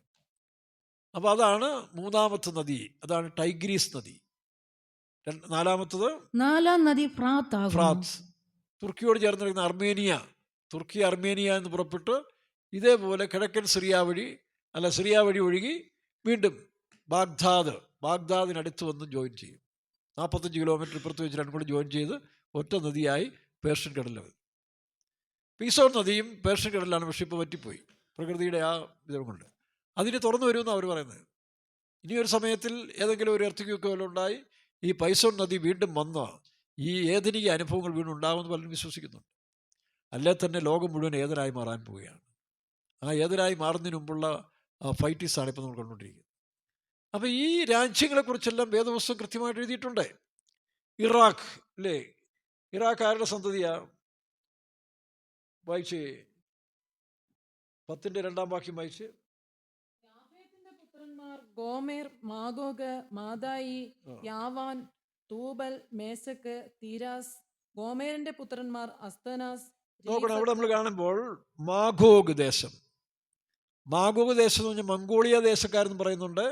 അതിൻ്റെ ഒരു വിഭാഗം സീറിയ വഴി വന്ന് യുക്രൈനിൽ ഈ കാലിസ്ഥാൻ എന്നൊക്കെ പറഞ്ഞ ആ സ്ഥലങ്ങളെല്ലാം ഈ മംഗോളിയൻ വംശം, അല്ലെങ്കിൽ ആ പറയുന്ന ഒരു വംശം ഉണ്ടായിരുന്നു അവിടെ. മാഗോഗുകാരും മംഗോളിയരുമായിട്ടൊരു ബന്ധമുണ്ടെന്നാവൻ. അതാണ് റഷ്യയിലും പരന്നു കിടക്കുന്ന ഒരു സമൂഹം മാഗോഗ്. പിന്നെ മേധ്യര് അല്ലേ? അടുത്ത് മഥായി എന്ന് പറഞ്ഞാൽ മേധ്യരാണ്. മേധ്യ പേർഷ്യൻ രാജ്യമില്ലേ, ആ മേധ്യരാണ് അടുത്ത ഈ പറഞ്ഞ മാഥായി എന്ന് പറയുന്നത്. മാഥായി ഗ്രൂപ്പ് എന്ന് പറഞ്ഞാൽ മേധ്യര്. പിന്നെ യാവാൻ, തൂബൽ, മേശക്ക്, തിരാസ്. ഗോമേറിന്റെ പുത്രന്മാർ അസ്തനാസ്. ഇനി ഇതുണ്ട് 10-ന്റെ 19 വായിക്കുമ്പോൾ അവിടെ ഇറാഖിനെ കുറിച്ചൊരു പ്രവചനം കാണുന്നുണ്ട്, വായിച്ചേ. കനാന്യരുടെ അതിർ സീദോൻ തുടങ്ങി ഗരാർ വഴിയായി ഗസ വരെയും ഗസാ വരെയും നോക്കണം. അപ്പൊ കനാന്യർ ആ സ്ഥലത്തായിരുന്നു ആദ്യം വസിച്ചിരുന്നത്. അത് പ്രത്യേക ജാതിയും പെലിസ്തീനൊന്നുമല്ല. അവര് കനാന്റെ സന്തതികൾ, നോഹയുടെ ഇളയ പുത്രന്റെ മക്കളിൽ ഒരു ഗ്രൂപ്പാണ് കനാന്യൻ എന്ന് പറയുന്നത്. ആ കനാന്യരിൽ അവർ ആ എല്ലാ പ്രദേശത്തും തന്നെയാണ് ജീവിക്കുന്നത്. അന്നെല്ലാവരും സ്വന്തക്കാരല്ലേ, കൂട്ടുകുടുംബമായിട്ട് ഇങ്ങനെ മാറി മാറി താമസിക്കും. അതായിട്ട് വായിക്കാം. ഗസ വരെയും സോതോമും ഗോമോരയും അദ്മയും സെബോയിമും വഴിയായി ലാശ വരെയും ആയിരുന്നു. അവരാരൊക്കെയാ? അവരുടെ മക്കളുടെ പേര്. ഇവർ അതത് ദേശത്തിൽ ജാതി ജാതിയായും ആ. കുലം കുലമായും ഭാഷാഭാഷയായും ഹാമിന്റെ പുത്രന്മാർ ആരൊക്കെയാ എന്നുള്ള വായിച്ച്. ബാബേൽ, കാനാന്യരുടെ അതിർ സീദോൻ തുടങ്ങി ഗരാർ വഴിയായി ഗസ വരെയും. ഇല്ല, 10-ാം വാക്യം തന്നെ ഉണ്ടല്ലോ അല്ലേ. കാനാൻ തന്റെ ആ. ആദിജാതനായ സീദോൻ, ഹേത്ത്, യബൂസിയർ, അമോര്യർ, ഗിർഗാശ്യർ, കിവ്യർ, അർക്യൻ, സീന്യൻ, അർവാദ്യൻ, സമാര്യൻ, ഹമാത്യൻ എന്നിവരെ ജനിപ്പിച്ചു. പിന്നീട് കനാന്യ വംശങ്ങൾ പരന്നു. അങ്ങനെയാണ് ആ പ്രദേശത്തിൽ ഈ ബഹുജാതികളുടെ ഒരു സമൂഹമായിട്ട്. അതിലെ ഒരു ഭാഗത്ത് വായിക്കുന്നുണ്ട് ഇറോക്ക് അല്ലേ. ഇറാഖ് എന്ന് പറയുന്നത് ഇന്നത്തെ ഇറാഖിന്റെ വംശക്കാരാണ്. 10:10 വായിച്ചേ. ബാബേൽ അവന്റെ രാജ്യത്തിന്റെ ആരംഭം ശീനാർ ദേശത്ത് ബാബേൽ, ഏറക്ക്. ബാബേൽ എന്ന് പറയുന്ന അന്ന് ഒരു സ്റ്റേറ്റ് ആണ്. ഏറക്ക് എന്ന് പറഞ്ഞ ഇന്നത്തെ ഇറാഖ്. ഇപ്പോൾ ബാബിലോൺ ദേശത്തിൽ പല പ്രവിശ്യൽ, മുസോള്, ഇങ്ങനെ പല സ്ഥലങ്ങളിൽ പെട്ടതാണ് ഇറാഖ്. അതാണ് ഇവിടെ ബൈബിളിൽ തന്നെ പറഞ്ഞിട്ടുണ്ട് ഏറക്ക്. ബാബേൽ, ഏറക്ക്, അക്കാദ്, കൽനെ എന്നിവയായിരുന്നു. ഇതെല്ലാം ചരിത്ര സത്യമല്ലേ. ബാബേൽ സാമ്രാജ്യമായിരുന്നു ആദ്യമായിട്ട് ഈ മെസൊപ്പൊത്തോമിയൻ രാജ്യത്തിലുണ്ടായത്. സുമേരിയൻസ് എന്ന് പറയുന്നതിന് അത് ആദ്യമേ ബാബേലിൻ്റെ, അതായത് മൂത്ത പുത്രനായ ബാബേൽ അല്ലെങ്കിൽ അവരിൽ നിന്നുണ്ടായ ഒരു വംശമുണ്ടായിരുന്നു. രണ്ടാമത് ഈ ഏറോക്ക്. ആ ഏറോക്ക് എന്ന് പറയുന്നത് ആണ് ഇന്നത്തെ ഇറാഖിൻ വംശം. അവർ താമസിച്ച സ്ഥലത്തിന് അവരൊക്കെ പേരിട്ടു. ഇപ്പോൾ ചുള്ളിയോട് അല്ലെങ്കിൽ പിന്നെ ഓരോ സ്ഥലമുണ്ടല്ലോ, നമ്മൾ അങ്ങോട്ട് ചെന്നാൽ അവരൊരു പുറപ്പെട്ടു വന്ന സ്ഥലത്തിൻ്റെ പേരിൽ പലരും അറിയപ്പെടുന്നു. അപ്പോൾ ഏറക്ക് എന്ന് പറഞ്ഞാൽ ഇറാഖ്. ഇവിടെ വായിക്കും ബാബേൽ. അവരൊരു കുടുംബം ഇങ്ങനെ മാറി മാറി താമസിച്ചുകൊണ്ടിരുന്നു. അതിലാണ് ഒന്ന് ഏതാ, അക്കാദ്. വായിച്ചൊന്നുകൂടെ വായിച്ച്. അക്കാദ്. ഈ ബാബേൽ നിമ്രോദിന്റെ കാലത്തിന് ശേഷം അവനാണ് ഈ സാമ്രാജ്യം സ്ഥാപിച്ചത് അല്ലേ. നിമ്രോദ് വായിക്കാം. അവൻ യഹോവയുടെ മുമ്പാകെ നായോട്ട് 10:8 മുതൽ 10 വരെ വായിച്ച്. കൂസ് നിമ്രോദിനെ ജനിപ്പിച്ചു. അവൻ ഭൂമിയിൽ ആദ്യ വീരനായിരുന്നു. അവനാണ് രാജാവായി വന്ന് സാമ്രാജ്യം സ്ഥാപിക്കാൻ തുടങ്ങിയത്. നിമ്രോദ് അവനൊരു ദൈവ അവതാരമാണ്, സൂര്യഭഗവാന്റെ ഒരു അവതാരമായിട്ടൊക്കെ ആൾക്കാർ ചിന്തിച്ചു. കാരണം സൂര്യനെ ദൈവമായിട്ട് ആരാധിക്കുന്നവരുണ്ടായിരുന്നു. കാരണം അവർക്കറിയില്ലല്ലോ സത്യദൈവം ഏതാണെന്ന് അറിയാത്തതുകൊണ്ട് കാണുന്നതിനെല്ലാം ആരാധിച്ചുകൊണ്ടിരുന്നു. അപ്പോൾ രാവിലെ ഈ സൂര്യൻ ഇങ്ങനെ ഉദിച്ചു മുമ്പോട്ട് വരുമ്പോൾ ദൈവം പ്രത്യക്ഷപ്പെടുക എന്നാണ് അവർ ധരിച്ചുകൊണ്ടിരുന്നത്. പാർസികളും അങ്ങനെയാണ്. ഈ രത്നം ടാറ്റയുടെയൊക്കെ കൂട്ടരായ പാർസികളും വെളിച്ചദൂതൻ നമ്മൾ പറയുന്ന വെളിച്ചദൂതനല്ല, ഈ വരുന്ന വെളിച്ചമാണ് ഞങ്ങളുടെ ദൈവം, ഇരുട്ട് പിശാച്. അതാണ് അവരുടെയും കോൺസെപ്റ്റ്. അപ്പോൾ ഓരോ കാലങ്ങളിൽ മനുഷ്യന് തോന്നിയ വിധത്തിൽ ഇങ്ങനെ അവരിങ്ങനെ ദൈവത്തെ ആരാധിക്കാൻ തുടങ്ങി. അബ്രഹാമിൻ്റെ കൂട്ടരും അങ്ങനെയൊക്കെ ആരാധിച്ചവരായിരുന്നു. പിന്നീടാണ് സത്യദൈവത്തെ അവർക്ക് മനസ്സിലാക്കാൻ കഴിഞ്ഞത്. വായിക്കാം, നിമ്രോദിനെ കുറിച്ച് വായിച്ച്. കൂസ് നിമ്രോദിനെ ജനിപ്പിച്ചു. അവൻ ഭൂമിയിൽ ആദ്യ വീരനായിരുന്നു. അവൻ യഹോവയുടെ മുമ്പാകെ നായോട്ട് വീരനായിരുന്നു. അതുകൊണ്ട് യഹോവയുടെ മുമ്പാകെ നിമ്രോദിനെ പോലെ നായോട്ട് വീരൻ എന്ന് പഴഞ്ചൊല്ലായി. കാരണം അവനൊരു എക്സ്ട്രാ ഓർഡിനറി ആയതുകൊണ്ട്, എക്സ്ട്രാ പാർട്ടി ആയതുകൊണ്ട് അവനെ എല്ലാവരെയും സംഘടിപ്പിച്ചൊരു രാജ്യം ഉണ്ടാക്കി. അതാണ് ബാബിലോൺ. ബാബേൽ എന്ന് പറഞ്ഞുള്ള പേര് വരാൻ കാരണം ഒന്ന് അവൻ്റെ ഒരു പുത്രൻ്റെ പേര് തന്നെയാണ് ബാബേൽ. പിന്നീട് നമ്മൾ വായിക്കുമ്പോൾ വേദപുസ്തകത്തിലെ യൂബാൽ എന്നും 21-22 വായിച്ച് 4 അതിനു മുമ്പ് ഈ ബാബേൽ ജനിക്കുന്നതിന് മുമ്പ് ഈ ബേൽ എന്നുള്ളതായ പേര് നമുക്ക് കാണാൻ കഴിയുന്നുണ്ട്. 4:22, 21-22 വായിച്ച്. അവന്റെ സഹോദരന് യൂബാൽ എന്ന് പേർ. യൂബാൽ എന്ന് പറഞ്ഞാൽ നീ ശ്രേഷ്ഠൻ, നീ ബോസ് അല്ല. യൂബാൽ. പിന്നെ ഇവൻ കിന്നരവും വേണും പ്രയോഗിക്കുന്ന എല്ലാവർക്കും പിതാവായി തീർന്നു. അവന്റെ മേളി വായിച്ച്. ആദാ യാബാലിനെ പ്രസവിച്ചു. യാബാൽ. അപ്പൊ ഇവിടെയാണ് തുടക്കം. യാബാൽ എന്ന് പറഞ്ഞാൽ അതിന്റെ ഒരു അർത്ഥം നോക്കിയപ്പോഴേ, ഞാൻ ബോസ്, ഞാൻ ദൈവം, ഞാനാണ് എൻ്റെ ദൈവം എന്നുള്ളൊരു കോൺസെപ്റ്റാണ്. മറ്റേ യൂബാൽ, ഇംഗ്ലീഷിൽ യു എന്ന് പറഞ്ഞ പോലെയാണ് നീ ദൈവം. നോക്കണം, ഇങ്ങനെ മനുഷ്യൻ തന്നെ ദൈവങ്ങളെപ്പോലെ ആകുന്ന ഒരു ഘട്ടം അവിടെ തുടങ്ങി. കായീൻ്റെ സന്തതികളാണ് ഇവർ. ഇപ്പം നമ്മൾ ഇംഗ്ലീഷിൽ വണ്ണെന്ന് പറയത്തില്ല, വണ്ണ് അല്ലേ? ഇംഗ്ലീഷ് വണ്ണെന്നല്ലേ പറയുന്നത് ഒന്നിന്? മലയാളം ഒന്നല്ലേ? ONE ഒന്ന് വായിച്ചേ, ഒന്ന്. ശരിയല്ലേ? അപ്പോൾ ഇങ്ങനെയൊക്കെ ചില ഭാഷകളിൽ തന്നെ വലിയ ഐക്യമുണ്ട്. മനസ്സിലായോ? ONE one. അത് മലയാളത്തിൽ നിന്ന് വായിച്ചേ, ONE ഒന്ന്. അത്രയേ ഉള്ളൂ. അപ്പം എന്ന് പറഞ്ഞ പോലെ യൂബാൽ, നീയും ദൈവം ഞാനും ദൈവം. ബോസ്. അപ്പോൾ ബോസ് എന്നുള്ളതാണ് ഈ പറഞ്ഞ രക്ഷകൻ അല്ലെങ്കിൽ ഉടയോൻ. നമ്മൾ ഓശയാപ്രവചനം 2-ാം അധ്യായത്തിൽ ഒരു വാക്യം പറയുന്നുണ്ടല്ലോ, ഇനി ബാലി എന്നല്ല, ഇതുവരെയും ബാലി എന്നാണ് വിളിച്ചുകൊണ്ടിരുന്നത്, ഇനി ദൈവത്തെ ബാലി എന്നല്ല ഈസി. വായിച്ച വാക്യം 2-ന്റെ അന്നാളിൽ നീ എന്നെ ഓശയ 2-ന്റെ 2:16 വായിച്ചേ. അന്നാളിൽ നീ എന്നെ ബാലി ഉടയവനെ എന്നല്ല ഈശി ഇപ്പം ഭർത്താവേ നമ്മൾ എന്ന് ഈ വിളിക്കും. കാലത്തിൽ ഇതൊക്കെ കുറച്ചുകൂടി ഈ ചരിത്രപരമായിട്ട് പറയുന്നതിൻ്റെ കാരണം നമുക്കറിയാം, നമ്മുടെ സന്തതികൾ, കുട്ടികളെല്ലാം വലിയവരും ഒക്കെ യൂട്യൂബിൽ കൂടി ഇഷ്ടംപോലെ സെർച്ച് ചെയ്യുന്നൊരു കാലമാണ്. അവർക്ക് അറിയണം, അറിവിന് വേണ്ടി വളരെ സമയം ചെലവഴിക്കുന്നതാണ്. അങ്ങനെ തെറ്റായ അറിവുകൾ മാത്രം പോയിക്കൊണ്ടിരിക്കുമ്പോൾ ഇത് അവർ മറന്നുപോകും. ഇത് ചരിത്രവും സത്യമാണെന്ന് മനസ്സിലാക്കി കഴിഞ്ഞാൽ ആരും മാറത്തില്ല. ഇത് കേട്ടിട്ട് എത്രയോ പേര് തിരിച്ചു വരുന്നു മറ്റു ഗ്രൂപ്പിൽ പെടുന്നത്. അതുകൊണ്ടാണ് ഞാനും ഈ കാലത്തിൽ ഇച്ചിരി പ്രയാസമുണ്ടാലും ഇതൊക്കെ പറയാൻ ആഗ്രഹിക്കുന്നൊരു കാരണം അതാണ്. കാരണം ഇത് വായിച്ചും പലർക്കും അത് പ്രയോജനപ്പെടുന്നു. ചരിത്ര സത്യവും ബൈബിളും ഒന്നാണെന്നുള്ളത് തെളിയിക്കக்கூடிய സത്യങ്ങളാണിത്. നമ്മൾ പറഞ്ഞില്ലെങ്ങനെ അറിയുന്നേ? പ്രസംഗിക്കാതെ എങ്ങനെ കേൾക്കും, കേൾക്കാതെ എങ്ങനെ വിശ്വസിക്കും? അതിന് ഓരോ കാലത്തും ഉണ്ടാകുന്ന മാധ്യമങ്ങളോട് നമ്മൾ അതിനോട് ചേർന്ന് അത് അറിയിക്കുന്നു. ദൈവത്തിന് സ്തോത്രം. അപ്പോൾ ഇന്ന് നമ്മുടെ പിള്ളേർ കണ്ടില്ലേ, ഫോണിക്കൂടെ എല്ലാം മൊത്തം പിള്ളേർ പോട്ടേടാ 72 വയസ്സായ അച്ചാനും അമ്മാമ്മയും ഫോണിക്കൂടെ തപ്പുന്നു മുഴുവൻ. കാരണം എല്ലാം ഉണ്ട് അതിനകത്ത്, എല്ലാ സത്യങ്ങളും അതിനകത്തുണ്ട്. അത് തെറ്റല്ല. ആവശ്യമുള്ളതെല്ലാം അതിനകത്തുണ്ട്, നല്ലതും മോശവും എല്ലാം ഉണ്ട്. ആവശ്യമുള്ളത് തിരഞ്ഞെടുക്കാം. അപ്പോൾ അതുകൊണ്ട് ഇത് കുറച്ച് ചരിത്ര സത്യങ്ങൾ നമ്മൾ തെളിയിച്ചു കൊടുത്താൽ ഇത് മനുഷ്യർക്ക് ബോധിക്കും. അല്ല വചനം മാത്രം പറഞ്ഞാൽ അതിനുള്ള ആത്മീയതയൊന്നും ഇന്നത്തെ കാലത്ത് പലർക്കും ഇല്ല. ബുദ്ധിയും ജ്ഞാനത്തിൽ അന്വേഷിക്കുന്നവരാണ്. അതുകൊണ്ടാണ് നമ്മൾ ഇത്തിരി സമയം പോയാലും ഇതിങ്ങനെ അറിയിച്ചുകൊണ്ടിരിക്കുന്നത്. താട്ട് വായിക്കാം. അന്നാളിൽ നീ എന്നെ ബാലി ഉടയവനെ എന്നല്ല 2:14 2:16 ഹോശയ 2-ാം അധ്യായം 16-ാം വാക്യത്തിൽ അന്നാളിൽ നീ എന്നെ ബാലി ഉടയവനെ എന്നല്ല നോക്കണം. ബാലി എന്നൊക്കെ പറഞ്ഞ് ഉടയവൻ, അവർ ദൈവം എന്ന് വിളിക്കുന്നതാണ്. ബാൽ ഞങ്ങളുടെ ദൈവം, ഉടയവൻ, ഞങ്ങളെ സംരക്ഷിച്ച് നടത്തുന്നവൻ ബാൽ. പിന്നെ ഈശി ഭർത്താവേ എന്ന് വിളിക്കും ഈശി എന്ന് എന്ന് പറഞ്ഞാൽ യഹോവയുടെ- ഭർത്താവ്. ഇനി നീ ദൈവം പറയാണ്, ഇനിമേൽ നീ ഉടയവൻ, ബാലി എന്നല്ല ഈശി, ഈശോ എന്ന് പറഞ്ഞാൽ ദൈവം എന്നുള്ളതിൻ്റെ പേരാണ്. അത് ലത്തീൻ പാടാണ് ഈശോ.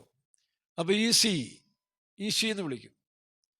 അപ്പോൾ ബാലി എന്ന് പറഞ്ഞാൽ ഉടയവൻ, യജമാനൻ, അതാണ് ബാൽ ദൈവം എന്ന് പറഞ്ഞാൽ. ഇനി ആരാണ് ഈ ബാൽ ദൈവം? അവരുടെ സൂര്യനെയാണ് അവർ ഈ ബാൽ ദൈവമായിട്ട് വിശ്വസിക്കുന്നത്. കാരണം സൂര്യനാണ് ഭൂമിക്ക് സമൃദ്ധി തരുന്നവർ വിശ്വസിക്കുന്നു.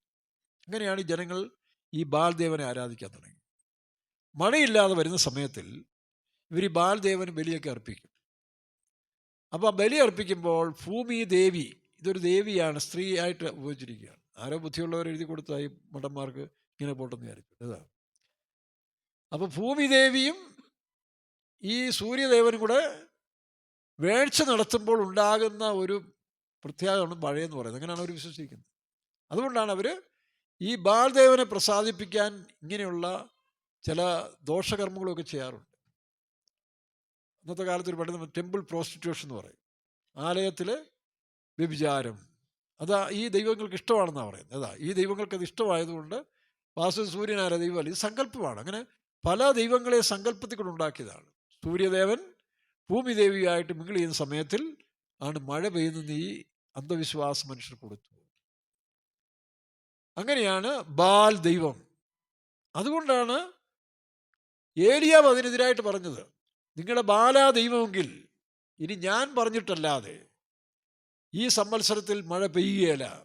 അങ്ങനെ ഇസബേലിനെ വെല്ലുവിളി. ഇസബേൽ സീതോൻകാരിയാണ്. സീതോനിൽ നിന്നാണ് ഈ അന്ധവിശ്വാസങ്ങളൊക്കെ കൂടുതലായി പൊട്ടിപ്പുറപ്പെട്ടത്. അത് ഇവിടെ തുടങ്ങിയതാണ്. ഇനി നിങ്ങൾ വിചാരിക്കുന്നത് ഇസ്രായേലിനില്ലേ? ഇസ്രായേലിലെ ഒരു കൂട്ടം ജനങ്ങളും ആ കാലങ്ങളിൽ ഇതിൻ്റെ എല്ലാം പുറകെ പോയിരുന്നു. സത്യദൈവത്തെ വിട്ടിട്ട് ഇതുപോലുള്ള ദൈവങ്ങളെ അവർ ആരാധിച്ചുകൊണ്ടിരുന്നു. വായിച്ച് അന്നാളിൽ നീ എന്നെ ബാലി ഉടയവനെ എന്നല്ല ഈശി അതല്ലല്ലോ ഭർത്താവ് ഇപ്പോൾ ഞാൻ പറഞ്ഞതാണ്. എന്നാൽ ഇലയാദിലെ തിസ്ബിയിൽ നിന്ന് ഏലിയാവ് എന്ത് ചെയ്തു നോക്കണം. ആഹാബും സീതോൻകാരത്തിയായ ഇസബേലും കൂടെ ഈ ബാൽ ദൈവങ്ങളെ ഉയർത്തി ഉയർത്തി ഉയർത്തി സകല മ്ലേച്ഛം. അവള് ഈ പറഞ്ഞ പോലെ പ്രോസ്റ്റിറ്റ്യൂട്ടിൻ്റെ അങ്ങേയറ്റമാണ്. പൈസയ്ക്ക് വേണ്ടിയല്ല. ആ പിശാച് ഈ ബാലിനെ ആരാധിക്കുന്നതുകൊണ്ട് എന്ത് ചെയ്യുന്നു? ആ ആത്മാവ് കയറും. നമ്മളിപ്പോൾ യേശു ക്രിസ്തുവിനെ ശരിയായി ആരാധിക്കുന്നവർ കേട്ടോ യേശുവിൻ്റെ സ്വഭാവം വരും. അപ്പോൾ ആരാധനയെങ്കിൽ ഒരു സ്വഭാവം മനുഷ്യർക്ക് വരുന്നതുകൊണ്ടാണ് ദൈവം കൽപ്പിച്ചത് എന്നെ അല്ലാതെ മറ്റാരെയും ആരാധിക്കരുത്. നിങ്ങൾ മോഹൻലാലിനെ ആരാധിക്കാൻ പോയാൽ മോഹൻലാലിൻ്റെ ആ ചെരിഞ്ഞ നടപ്പ് അനുകരിച്ചുകൊണ്ട് നടക്കും. അപ്പോൾ പൃഥ്വിരാജ് മീശ താഴോട്ടാക്കുമ്പോൾ പൃഥ്വിരാജിൻ്റെ ഫാനെല്ലാം മീശ താഴോട്ടാക്കും. കാരണം അനുകരണം, ആരാധനയിൽ അനുകരണം ഉണ്ടാകുന്നു. അതുകൊണ്ടാണ് സത്യദൈവത്തെ മാത്രം അല്ലെങ്കിൽ ദൈവം സ്വാർത്ഥമുള്ളതല്ല. മറ്റതൊക്കെ മിഥ്യാബിംബങ്ങളാണ്. മനുഷ്യൻ്റെ ബുദ്ധിയിലുണ്ടായതും അന്ധതയിലുണ്ടായ ദൈവങ്ങളാണ് സൃഷ്ടികളിലുണ്ടായത്. അത് ഇസ്രായേലും പിൻപറ്റിയ കാലങ്ങളുണ്ട്. ഇസ്രായേൽ എന്ന് പറഞ്ഞ ഏകദൈവ വിശ്വാസം എന്ന് പറയുമ്പോൾ തന്നെ ദൈവം അവരെ ശിക്ഷിച്ചതിൻ്റെ കാരണം എന്താ? അവർ അന്യദൈവങ്ങളുടെ പുറകെ പോയി. ഇപ്പം നോക്കി ഏലിയാവ് എന്ന് പറയുന്നു, ഈ ബാൽ ദൈവം എന്ന് പറഞ്ഞാൽ മഴ പെയ്ക്കുന്ന ദൈവമാണ്. മഴയാണല്ലോ വെള്ളം. നദിയും വെള്ളമൊക്കെ ദേവതകളായിട്ട് ആരാധിച്ചതിൻ്റെ കാരണം ഇവർക്ക് സമൃദ്ധി നൽകുന്നു. ഈ സമൃദ്ധി നൽകുന്നതുകൊണ്ടാണ് ഫെസ്റ്റിവൽ ആഘോഷിക്കുന്നത് എല്ലായിടത്തും. ഈ കൊയ്ത്തെല്ലാം കഴിയുമ്പോൾ ഓണം, ചിങ്ങമാസത്തിലെ ഓണം കൊയ്ത്തെല്ലാം കഴിഞ്ഞ്, അതുപോലെ പൊങ്കൽ എല്ലായിടത്തും നോക്കണം. മോവാബ്യർ മൊളോക്ക ദേവനെ, ഈ ബാലിൻ്റെ മറ്റൊരു പ്രതികരണം മൊളോക്ക്, മറ്റൊരു കാമോഷ്, മോവാബ് കാമോഷ്, അമ്മൂന്യർ മൊളാക്ക് ദേവൻ. ഓരോ പേരിലങ്ങ് അറിയപ്പെടുന്നതേ ഉള്ളൂ. നമ്മളിവിടെ എത്ര പേര് ദൈവങ്ങളുടെ പേര് പലതല്ലേ. അപ്പോൾ ആ ദൈവങ്ങളെല്ലാം ആരാധിച്ചു കഴിഞ്ഞാൽ, അവർക്ക് വേണ്ടി ഈ മ്ലേച്ഛത കാണിച്ചു കഴിഞ്ഞാൽ, അല്ലെങ്കിൽ ഈ പറഞ്ഞ പോലെ അന്യായം കാണിച്ചാൽ അവർ സന്തോഷിക്കുന്നു എന്നാണ്. ഇപ്പോൾ പറശ്ശിനിക്കടവിലെ മുത്തപ്പന്, ഞാൻ ഇവിടെ ഇരിക്കുന്ന സമയത്ത് കണ്ണൂരിക്കുമ്പോൾ അവർ പറഞ്ഞ ഞങ്ങളുടെ മുത്തപ്പന് നല്ല കള്ളും കോഴിയും കൊടുക്കണമെന്ന് പറഞ്ഞാൽ ഈ ഫെസ്റ്റിവൽ വരുമ്പോൾ. ആ പുള്ളിയൊന്നും കുടിക്കുന്നില്ലല്ലോ. ഇപ്പോൾ എടത്വാപ്പള്ളിയിലെ വലിയച്ഛന് കോഴി വെട്ടി അവിടെ കഴിക്കുന്ന ആരാ? അപ്പോൾ ഇതൊക്കെ പറഞ്ഞ് മനുഷ്യൻ ഇങ്ങനെയൊക്കെ കാണിക്കുന്ന ഓരോരുത്തർ പേര് പറഞ്ഞാണ്. അല്ല പറശ്ശിനിക്കടവ് മുത്തപ്പൻ്റെ വിഗ്രഹം കള്ളു കുടിക്കുമോ? എടത്വാപ്പള്ളിയിലെ വല്യച്ഛനോ അല്ലെങ്കിൽ അരുവിത്തറയിലെ വല്യച്ഛനോ എല്ലാം കള്ളു കുടിക്കുമോ? അല്ലെങ്കിൽ കോഴി തിന്നുമോ?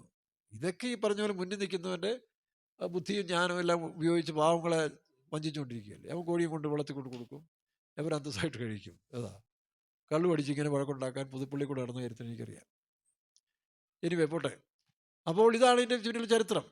അപ്പോൾ ഏലിയാവ് എന്ത് ചെയ്തു? നിങ്ങളുടെ ബാലല്ല ദൈവം, സ്വർഗത്തിലെ ദൈവമാണ് യഥാർത്ഥ ദൈവം, ഞാൻ കാണിച്ചു തരാമെന്ന് പറഞ്ഞ് വെല്ലുവിളിച്ചു. വായിച്ചേ. ഏലിയ ആഹാബിനോട് ഒന്ന് രാജാക്കന്മാരുടെ പുസ്തകം 17:1 വായിക്കാം. ഞാൻ സേവിച്ചു നിൽക്കുന്ന ഇസ്രായേലിന്റെ ദൈവമായ യഹോവയാണ്. ഇസ്രായേൽ എന്നാ ഉണ്ടായത്? ഇസ്രായേലിന് മുമ്പേ ദൈവമില്ലേ? ഇസ്രായേൽ എന്തിനാ ഇത്രയും അഹങ്കാരം പറയുന്നത്? ഇവിടെ ഇസ്രായേൽ നീ ഉണ്ടാകുന്നതിന് മുമ്പ് ഇന്ത്യക്കാരായ ഞങ്ങളും ദൈവത്തെ ആരാധിച്ചിരുന്നു. പക്ഷെ പേര് മാറിപ്പോയി. പല മുന്നിൽ നിന്നവന്മാരും തെറ്റിച്ച് കളഞ്ഞെന്നല്ല, ദൈവം ഒന്നല്ലേ ഉള്ളൂ, രണ്ട് ദൈവം ഇല്ലല്ലോ.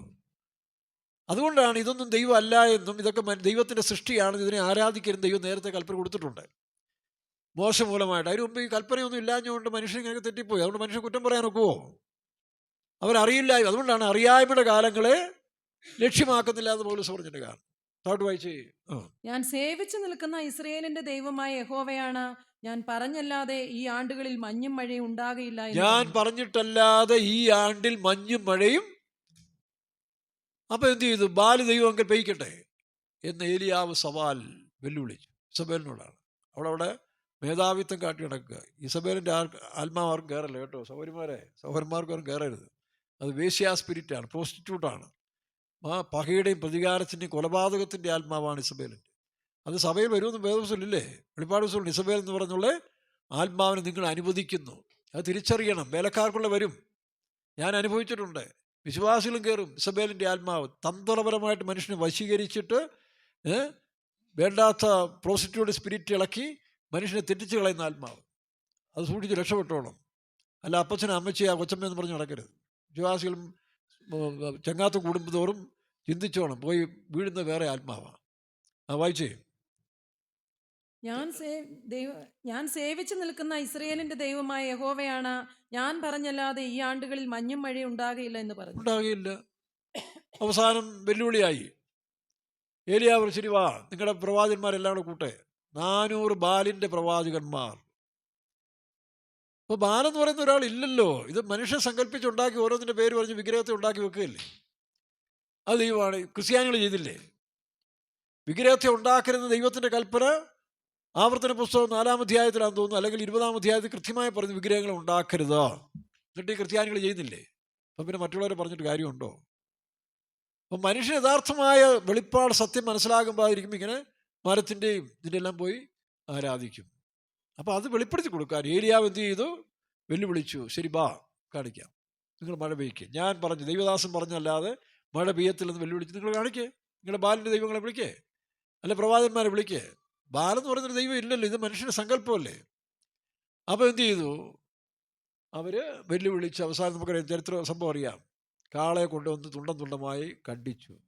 യവന്മാർ തുള്ളാൻ തുടങ്ങി, തുള്ളി തുള്ളി തുള്ളി തുള്ളി രക്തം അങ്ങോട്ടും ഇങ്ങോട്ടും പോറി രക്തം ഒഴിച്ച് ആകെ പ്രശ്നമായി. നോക്കണം, ഇതാണ് അന്യ ദൈവങ്ങളെ ആരാധിച്ചുള്ള കുഴപ്പം. അവസാനത്തിൽ ഈ സ്വഭാവം. ഏലിയാവ് അതിൻ്റെ വ്യവസ്ഥ പ്രകാരം യാഗപീഠം പണിതു, തൻ്റെ സ്വന്തം ജീവിതത്തെ യഥാസ്ഥാനപ്പെടുത്തിയൊരു ദൈവത്തോട് പ്രാർത്ഥിച്ച് മഴ പെയ്തു. അപ്പോഴാണ് ആഹാബിന് മനസ്സിലാക്കിയത്. ആഹാബ് ഒരു കുറച്ച് നിഷ്പക്ഷനാണ്, പക്ഷേ ഈ ഇസബേലിൻ്റെ ആത്മാവിന് മേളിൽ അവന് പോകാനൊക്കത്തു. അപ്പോൾ ഏലിയാവ് പറഞ്ഞു, ശരി, എൻ്റെ വാക്കിൽ തന്നെ വീണ്ടും മഴ വരുന്നു. ആഹാബേ, നീ രഥം പൂട്ടിക്കൂ. വായിച്ചേ, താഴോട്ട് വായിക്കുമ്പോൾ നീ ചെന്ന് കടലിന് നേരെ. ഇല്ലല്ലോ, താഴെ. യഹോവയുടെ കൈ ഏലിയാവിന്മേൽ വന്നു, അതിന് മേളിൽ ആഹാബ് രഥം പൂട്ടി ഓടി. ക്ഷണത്തിൽ ആകാശം മേഘവും കാറ്റുകൊണ്ട് കറുത്തു. ഏലിയാവ് കൽപ്പിച്ചപ്പോൾ മഴ പെയ്തു. അപ്പോൾ അവർക്ക് മനസ്സിലായി ഇത് ബാല് ദൈവമല്ല. നോക്കണം, ജനങ്ങൾ തിരിഞ്ഞു. അപ്പോൾ പാവപ്പെട്ട ജനങ്ങളെ എവിടെയും വഞ്ചിക്കാൻ അല്ലെങ്കിൽ തെറ്റിദ്ധരിക്കാനും സാഹചര്യങ്ങൾ കൊണ്ട്, കാലഘട്ടങ്ങൾ കൊണ്ട് ഇങ്ങനെയൊക്കെ ആകുന്നതാണ് വിഷയം. യഥാർത്ഥ സത്യദൈവത്തെ അറിയുവാൻ വേദപുസ്തകം ശരിയായി പഠിച്ചാൽ നമുക്ക് മനസ്സിലാകും. അപ്പോൾ അതുകൊണ്ട് ഇസ്രായേൽ മികച്ചവരെന്ന് പറയുന്നത് ഞാൻ പുറകെ പറഞ്ഞു തരാം, ഇസ്രായേലിൻ്റെ സംഭവങ്ങൾ. അപ്പോൾ ഇവിടെ ഏലിയാവ് ആഹാബിനോട് പറഞ്ഞു, ഇതാ മഴ വേഗം സ്ഥലം വിട്ടോളാൻ പറഞ്ഞു. ഇതാ ഇവിടെ കിടന്ന് നനഞ്ഞ് നാശമാകാതിരിക്കാൻ വേണ്ടി സ്ഥലം വിട്ടോളാൻ പറഞ്ഞു ഏലിയാവ് പറഞ്ഞു. അപ്പോൾ ആഹാബ് വായിക്കുക. അതിന് അവൻ, നീ ചെന്ന് ആഹാബിനോട് മഴ നിന്നെ തടുക്കാതിരിക്കേണ്ടതിന് രഥം പൂട്ടി ഇറങ്ങിപ്പോക എന്ന് ബോധിപ്പിക്കുക എന്ന് പറഞ്ഞു. എത്രാം വാക്യം? 44-ാം വാക്യം, 18-44 വായിക്കാം. ഇറങ്ങിപ്പോക എന്ന് ബോധിപ്പിക്കുക എന്ന് പറഞ്ഞു. ക്ഷണത്തിൽ ആകാശം മേഘവും കാറ്റും കൊണ്ട് കറുത്തു, വൻമഴ പെയ്തു. ആഹാബ് രഥം കയറി ഇസ്രായേലിലേക്ക് പോയി. അടുത്തത്, എന്നാൽ യഹോവയുടെ കൈ ഏലിയാവിന്മേൽ. ഇതാണ് ആത്മാവിൻ്റെ ലൈൻ എന്ന് പറയുന്നത്. ആത്മാവില്ലെന്നാണ് ചില ബുദ്ധിജീവികൾ പറയുന്നത്. ആത്മാവില്ല, ശരീരം മാത്രമേ ഉള്ളൂ, അതുകൊണ്ട് എന്ത് തോന്നിയാസം ചെയ്ത് ജീവിക്കാം, നമുക്ക് ബോധിച്ച പോലെ ജീവിക്കാമെന്ന്. അങ്ങനെ ജീവിക്കണമെങ്കിൽ പറഞ്ഞെങ്കിലല്ലേ ഒക്കത്തുള്ളൂ. മറ്റുള്ളവനെ വെട്ടി ഇല്ലാതാക്കാൻ ദൈവമില്ലാന്ന് പഠിപ്പിച്ചൊരു പാർട്ടിയില്ലേ, ഇപ്പോൾ അവരെല്ലാം മാറ്റിയില്ലേ? നോക്കണം, ഇപ്പോൾ MNCയുടെ ടോപ്പ് ആളുകളാണ്, മൾട്ടിനാഷണൽ കോർപ്പറേറ്റിൻ്റെ ടോപ്പ് ആളുകളായിട്ട് അവർ മാറി. ഇപ്പോൾ അവർക്ക് ദൈവവിശ്വാസം വേണം, എല്ലാം വേണം. അപ്പോൾ ഇവിടെ എന്താ പറയുന്നത്? ഏലിയാവിൻ്റെ മേൽ ദൈവത്തിൻ്റെ ആത്മാവ് വന്നപ്പോൾ ആഹാബിൻ്റെ രഥങ്ങൾക്ക് മുൻപേ ഓടാൻ കഴിയും. ഇതൊരു വലിയ അനുഭവമാണ്. വായിച്ചേ. എന്നാൽ യഹോവയുടെ കൈ ഏലിയാവിന്മേൽ വന്നു, അവൻ അരമുറുക്കിയും കൊണ്ട് ഇസ്രായേലിൽ എത്തും. ആഹാബ് രഥം പൂട്ടി ഓടി. അവിടെ 3 ശക്തികളാണ്: ലോകം, ജഡം, സാത്താൻ. ആരൊക്കെയാ? ആഹാബ്, രഥം, കുതിര. അതാണ് ലോകം, ജഡം, സാത്താൻ. ആഹാബ്, കുതിര, പിന്നെ രഥം. 3 ശക്തികളെ ജയിക്കണം. അതായത് ലോകം, ജഡം, സാത്താന്. ഒരു പാട്ടില്ലേ, ലോകം ജഡം സാത്താനുമായി പോർ ചെയ്തിടുന്നേ, ഇതൊന്നുമേരുമെൻ്റെ. ലോകം ജഡം സാത്താനുമായി പോർ ചെയ്തിടുന്നേ, അതെന്നു തീരും താമസിക്കല്ലേ, പ്രാണനാഥ ആശ്രയിപ്പാനാരും. അപ്പൊ നമ്മുടെ ജീവിതത്തിൽ ഈ 3 ശക്തികളാണ് കേട്ടോ. തമ്മി പോരാടാൻ പോകരുത്. ഇതകത്ത് കയറിയിരിക്കുന്നവൻ മനുഷ്യരോട് പോരാടും, അല്ലാത്തവൻ ഇതിനോട് പോരാടും. ഇതകത്ത് എന്നെ കയറി കഴിഞ്ഞാൽ ഞാൻ പിന്നെ നിങ്ങളോടാണ് പോരാടുന്നത്. അത് പലരും അറിയുന്നില്ല. ഇതകത്തിരിക്കുന്ന സാമാനം ഏതാണെന്ന് പലർക്കും അറിയത്തില്ല. അപ്പോൾ ലോകം, ജഡം, ആഹാബ്, രഥം, കുതിര. പക്ഷെ ഏലിയാവിന് രഥവും വേണ്ട, കുതിരയും വേണ്ട. പക്ഷെ അവൻ്റെ മേൽ ദൈവത്തിൻ്റെ ആത്മാവ് വന്നപ്പോൾ വായിക്കാം, അവൻ അരമുറുക്കിയും കൊണ്ട് ഇസ്രായേലിൽ എത്തും വരെ ആഹാബിന് മനസ്സിൻ്റെ അരമുറുക്കും. അതാണ് ബലം എന്ന് പറയുന്നത്. ഇങ്ങനെയുള്ളവർ മനസ്സിൽ സിയോനിലേക്കുള്ള ബലം. നിന്നിലുള്ള മനുഷ്യൻ ഭാഗ്യവാൻ, ഇങ്ങനെയുള്ളവർ മനസ്സിൽ സിയോനിലേക്കുള്ള. അപ്പോൾ ആ ബലമാണ് നമുക്ക് ആവശ്യം. അതാണ് ഉയരത്തിലെ ശക്തി. അതാണ് പരിശുദ്ധാത്മാവ്. ആ പരിശുദ്ധാത്മാവിൻ്റെ ശക്തി നമ്മുടെ മേൽ വന്നു കഴിഞ്ഞാൽ നമുക്കിനി ജയിക്കാം. അല്ലെങ്കിൽ ഞാനും നിങ്ങളുമൊക്കെ സാധാരണ ആളുകളേ ഉള്ളൂ. കറണ്ട് ഓടുമ്പോൾ ഫാൻ കറങ്ങുന്ന പോലെ ഈ ശക്തി പോയാൽ ഏത് ബന്ധുക്കോസുകാരനും ബുദ്ധി കൊണ്ട് കുറെ പിടിച്ചു വയ്ക്കാം, പക്ഷേ ഒരു സമയം കഴിയുമ്പോൾ വിടുപോകും. ഏലിയാവിന്റെ മേൽ ദൈവത്തിന്റെ ആത്മാവ് വന്നു. വായിക്കാം. അവൻ അരമുറുക്കിക്കൊണ്ട് എന്നാൽ യഹോവയുടെ കൈ ഏലിയാവിന്മേൽ വന്നു. അവൻ അരമുറുക്കിയും കൊണ്ട് ഇസ്രായേലിൽ എത്തും വരെയും ആഹാബിന് മുൻപേ ഓടി. അപ്പൊ ആഹാബ് എന്ന് പറഞ്ഞാൽ പിശാചും ജഡത്തിനും ഒക്കെ നേടലാണ്. നമ്മൾ ജഡം സാത്താനെ നമുക്ക് ജയിക്കണമെങ്കിൽ രഥത്തിന്റെ ശക്തിയല്ല, കുതിരയുടെ ശക്തിയല്ല, മാൻ പവർ അല്ല, മസിൽ പവർ അല്ല, മണി പവർ അല്ല, മറ്റൊരു പവറുമല്ല. Power of God. ആ ദൈവശക്തിയാണ് നമുക്ക് ഇന്നത്തെ കാലത്ത് ആവശ്യം. അതുകൊണ്ട് നിങ്ങൾ ദൈവശക്തി നഷ്ടപ്പെടുത്തരുത്. ബാക്കിയെല്ലാം പരാജയപ്പെട്ടു. ഏലിയാവിൻ്റെ മേൽ ദൈവത്തിൻ്റെ ആത്മാവ് വന്നപ്പോൾ അവൻ എന്ത് ചെയ്തു? ഇസ്രായേൽ എത്തും വരെയും ആഹാബിന് മുൻപേ ഓടി. പത്രോസിൽ കൂടെ പിശാച് വന്നില്ലേ യേശുവിനെ നിയന്ത്രിക്കാൻ? യേശു ഇപ്പോൾ പുറകെ പോടാന്ന് പറഞ്ഞു. അപ്പോൾ ചിലപ്പോൾ നമ്മുടെ കൂടെയുള്ളവരിൽ നമ്മളിൽ ചിലപ്പോൾ പിശാച് കയറും. അപ്പോൾ ആത്മാവുള്ളവർ മനസ്സിലാക്കി പുറകെ നിൽക്കാൻ പറഞ്ഞു. നീ മുന്നിൽ കയറരുത്. എവൻ്റെ ആഗ്രഹം എപ്പോഴും മുന്നിൽ കയറണം. മറ്റുള്ളവരെ തട്ടിപ്പറിച്ചുകൊണ്ട് മുന്നിൽ കയറിയിട്ട് ഭരിക്കണം, അഭ്യാസം കാണിക്കണം. അത് ആണിനും പെണ്ണിലും കയറും കേട്ടോ. പാർഷക്കും കയറും, മദറിനും കയറും. അത് പിടിച്ചോണം. അപ്പം ഇത് ഏതാത്മാവും തിരിച്ചറിഞ്ഞിട്ട് പുറകെ നിൽക്കാൻ പറഞ്ഞാൽ മതി, നിന്നോളൂ. നമ്മളല്ലെങ്കിൽ ഏലിയാവിനെ പോലെ ആത്മാവില്ലെങ്കിൽ ഇത് മുന്നേ ഓടും, നമ്മൾ പുറകെ നിൽക്കേണ്ടി വരും. വീടുകളിലും അത് തന്നെയാണ് കേട്ടോ. വീടുകളിലും ഈ ആത്മാവില്ലാത്തൊരു പുറകെ പോകേണ്ടി വരും. ആണായാലും പെണ്ണായാലും ഭർത്താവായാലും ഭാര്യയായാലും. അവിടെ ദൈവസ്ഥലം തരുന്ന ആത്മാവിനെ പ്രാപിച്ചോണം. ഇല്ലെങ്കിൽ അവരാ മാപ്പിള എന്ന് കേട്ടിട്ടില്ലയോ? അത് സംഭവിക്കരുത്. നിനക്കുള്ള ശക്തി നീ നഷ്ടപ്പെടുത്തരുത്. ഏത് ആഹാബല്ല ഇസബേലാണെങ്കിലും ശരി, ദൈവത്തിൻ്റെ ശക്തി നിന്നിലുണ്ടെങ്കിൽ നീയാണ് രാജാവ്, നീയാണ് ബലവാൻ. അങ്ങനെയുള്ളവർ മനസ്സ് സിയോനിലേക്കുള്ള പെരുവ. അവർക്ക് മടുത്തു പോകത്തില്ല, അല്ലാത്തവനും മടുത്തു പോകും. ആത്മശക്തി ഇല്ലാത്തവൻ മടുത്തു പോകും. ഓ, എന്തിനാ ജീവിക്കുന്നത്? ഇതാണ് എൻ്റെ കാരണം. കാരണം ലോകത്തിൻ്റെ ശക്തി ഭയങ്കരമാണ്, പിശാച് ഭയങ്കരമാണ്, ജഡം ഭയങ്കരമാണ്. ഇതിനെ ജയിക്കണമെങ്കിൽ ദൈവശക്തി നമുക്ക് ആവശ്യമാണ്. ഉയരത്തിലെ ശക്തി ലഭിക്കുകയുള്ളൂ. അപ്പോൾ ഇതാണ് അതിൻ്റെ ഒരു കാര്യം. അപ്പം ഇസ്രായേലും ഇങ്ങനെയുള്ളതായ ദൈവങ്ങളുടെ പിന്നാലെ പലപ്പോഴും പോയിട്ടുണ്ട്. അതറിയാവോ? അത് നമ്മുടെ സ്തേഫാനോസിൻ്റെ പ്രസംഗത്തിൽ പറയുന്നില്ല. സ്തേഫാനോസ് പ്രസംഗം പറയും, നിങ്ങൾ നക്ഷത്രദേവനായ റാഫാലിനെയും സൂര്യദേവൻ്റെയും പിന്നാലെ പോയില്ലേ? 7:43 വായിച്ചേ. അപ്പോസ്തല പ്രവൃത്തി 7:43. അതുകൊണ്ട് ഇസ്രായേൽ എന്ന് പറയുന്ന എല്ലാ കാലത്തും ശ്രേഷ്ഠനെന്നല്ല. അവർ ഇന്ന് ദൈവത്തെ വിട്ട് വിഗ്രഹങ്ങളുടെ പിന്നാലെ പോകുമ്പോൾ അടി പാഴ്സലായിട്ട് കിട്ടും. ശത്രുവിനെ അവർക്ക് നേരെ എഴുന്നേൽപ്പിക്കും. അപ്പം ഇപ്പോഴും ഈ ശത്രുത്വം ഉണ്ടാകുന്നതിൻ്റെ കാരണം ഇസ്രായേലിൽ നല്ലൊരു ശതമാനം ദൈവത്തെ വിശ്വസിക്കുന്നില്ല. ഒരു ചെറിയ 20% പേര് മാത്രമേ സത്യദൈവത്തെ വിശ്വസിക്കുന്നുള്ളൂ. മനസ്സിലാവുന്നു? അപ്പം ഇസ്രായേൽ നീ പൊക്കിക്കൊണ്ട് നടക്കണ്ട. അതാണ് അവർക്ക് ശത്രുക്കൾ നീക്കുന്നത്. നമ്മളും അങ്ങനെയല്ലേ? നമ്മൾ ദൈവത്തിൻ്റെ വഴി വിട്ടു പോകുമ്പോൾ ആരെങ്കിലും നമുക്ക് എതിരായിട്ട് വരും. അതുകൊണ്ട് അവൻ്റെ മേക്കിട്ട് കയറാതെ പോയി കുത്തിയിരുന്ന് പ്രാർത്ഥിച്ച് തന്നെ വിശദീകരിച്ച് ക്രമീകരിക്കുമ്പോൾ അവർക്ക് ജയം കിട്ടും. വായിക്കാം. നിങ്ങൾ നമസ്കരിപ്പാൻ ഉണ്ടാക്കിയ സ്വരൂപങ്ങളായ മൊളോക്ക് ദേവൻ കേട്ടോ. ഇസ്രായേലിൻ്റെ ആരാധിച്ചൊരു ദൈവമായിരുന്നു മൊളോക്ക് ദേവൻ. കാളക്കുട്ടി ആരാധിച്ച ഒരു പാർട്ടി ഉണ്ടല്ലോ, അവൻ്റെ സന്തതി പരമ്പരകളെല്ലാം ഇവിടെ വന്നാലും ഈ ആത്മാവ് പോകത്തില്ല. മനസ്സിലാവുന്നു? ഇസ്രായേൽ ഒരു കൂട്ടർ ശരിയായ പ്രമാണപ്രകാരം ജീവിക്കുന്നുണ്ട്, 20%. ബാക്കിയുള്ളവരെല്ലാം ഈ പറഞ്ഞ ലോകസ്നേഹവും ആഡംബരവും ലൗകികവും ഒക്കെ ആയിട്ട് ഇന്ന് ഇസ്രായേൽ പോയിക്കുന്നത്. അതുകൊണ്ടാണ് അവനെ എതിർ ക്രിസ്തുവിനെ കൊടുക്കാൻ പോവുക. ഇതെല്ലാം കഴിയുമ്പോൾ ഇസ്രായേലിന് അടി പാഴ്സലായിട്ട് വരുന്നുണ്ട്. ശരിക്കിട്ട് അവരെ കരയിപ്പിച്ച് നിലവിളിപ്പിച്ച് അവസാനം യേശു ക്രിസ്തുവിനെ സ്വീകരിക്കുന്നിടം വരെ അവൻ അടി തിരിച്ചു കിട്ടും. വിടാൻ പോകുന്നില്ല. ഇസ്രായേൽ ഇപ്പം ജയിച്ചെങ്കിലും അവൻ ദൈവത്തെ അന്വേഷിക്കുന്നില്ല. പലരും അവൻ തന്നിഷ്ടം വരാൻ പോകുന്നതുകൊണ്ട് തിരിച്ചടി വരും. അത് വേദപുസ്തകമുണ്ട്, നമുക്ക് പിന്നീട് ചിന്തിക്കാം. വായിക്കാം. റാഫാൻ ദേവന്റെ നക്ഷത്രങ്ങളിൽ നിങ്ങൾ എടുത്ത് നടന്നുവല്ലോ. റാഫാൻ ദേവന്റെ നക്ഷത്രത്തെ എടുത്ത്. നക്ഷത്രം അതാണോ ഇസ്രായേലിന്റെ കൊടിയിലുള്ള നക്ഷത്രം? ആണോ എന്നൊരുത്തൻ ചോദിച്ചു. ഈ രാഫാൻ ദേവന്റെ നക്ഷത്രമാണോ പാസ്റ്റർ ഇസ്രായേലിന്റെ കൊടിയിൽ? അല്ല. ഈ നക്ഷത്രം വ്യത്യാസമുണ്ട്. അവർ വെച്ചിരിക്കുന്ന നക്ഷത്രം എന്താണെന്ന് ചോദിച്ചാൽ നമുക്കറിയാം, 1948 ഇസ്രായേൽ സ്വതന്ത്രമായ സമയത്തിൽ ഡേവിഡ് ബെൻഗോറിയൻ, അവിടെ അന്നത്തെ നേതാവായിരുന്നു, സിയോണിസ്റ്റിൻ്റെ നേതാവായിരുന്നു ഡേവിഡ് ബെൻഗോറിയൻ. അവൻ 6 നമ്മളൊക്കെ ഇവിടെ ഉണ്ടാക്കുന്ന 5 നക്ഷത്രത്തിലല്ലേ, 5 വാലുള്ള നക്ഷത്രമാണ്. ഇത് 6 എന്ന് പറഞ്ഞാൽ ദൂതനെ കാണിക്കുകയാണ്. അപ്പോൾ ദൂതന്മാരുടെ പ്രത്യക്ഷതയാണ് ഈ 6 എന്ന് കാണിക്കുന്നത്. 6 ദൂതൻ്റെ നമ്പറായിട്ട് അവർ വിശ്വസിക്കുന്നത്. അവർക്ക് ഓരോന്നിനും ഓരോ നമ്പറുണ്ട്. അപ്പം മുസ്ലിങ്ങൾക്കില്ല 786 അതൊക്കെ അവരൊരു ആത്മീയ വ്യാഖ്യാനം കൊടുക്കുന്നുണ്ട്. അപ്പോൾ ദൂതൻ്റെ നമ്പറാണ് 6. അപ്പോൾ ഈ 6 നക്ഷത്രം എന്ന് പറയുന്നതിൻ്റെ കാരണം ദൂതന്മാർ മുഖാന്തരം അരുളപ്പാട് ചെയ്തൊരു വാഗ്ദത്ത മശിഹായി ഇസ്രായേൽ വിശ്വസിക്കുന്നുണ്ട്. ആ മശിഹായുടെ ചിഹ്നമാണ് ഈ നക്ഷത്രം വെച്ചിരിക്കുന്നത്. പക്ഷേ അറിവില്ലാത്തവൻ രാഫാൻ്റെയും കിയോൻ്റെ നക്ഷത്രത്തെ എല്ലാം ആരാധിക്കാൻ തുടങ്ങി. വേറൊന്നാണ് കിയോൻ്റെ നക്ഷത്രം. എവിടെ എഴുതിയിരിക്കുന്നത്? ആമോസിൻ്റെ 5:26 വായിച്ചേ. ആമോസിൻ്റെ പുസ്തകം 5:26.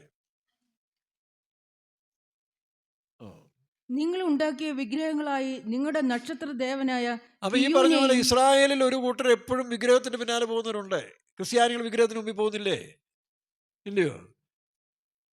അറിവില്ലായ്മ എങ്ങനെ വരുന്നു? നാളെ നമ്മുടെ ഒരു വിശ്വാസി പയ്യനോട് ഒരു കത്തോലിക്ക പയ്യൻ പറഞ്ഞിടാ മാതാവിന് നേർച്ചിട്ടാൽ മതി, നിനക്ക് പരീക്ഷ ജയിക്കും കേട്ടോ. ഇവൻ ഈ ചെളിമടയിൽ പോയി മാതാവിന് ആ കുരിശും തൊട്ടി പോയി മാതാവിന് മെഴുകിനും കത്തിച്ച് കാണിക്കിയിട്ട് പ്രാർത്ഥിക്കുന്നു പറഞ്ഞ് ഒരാളെന്നോട് പറഞ്ഞു. അപ്പോൾ ഞാൻ ചോദിച്ചു എന്തുവാണ് ഇത്? അത് പരീക്ഷ ജയിക്കണം ഇടാനായിട്ട് മറ്റോ പറഞ്ഞു. ഇതന്നെയാണ് ഇസ്രായേലിനും പറ്റിയത്. കൃഷിയിൽ നല്ല ഉൽപ്പന്നം കിട്ടണം, ബാലിനെ സേവിക്കണം. അപ്പോൾ അവനെ സേവിക്കാൻ പോകും. മനസ്സിലാവുന്നു?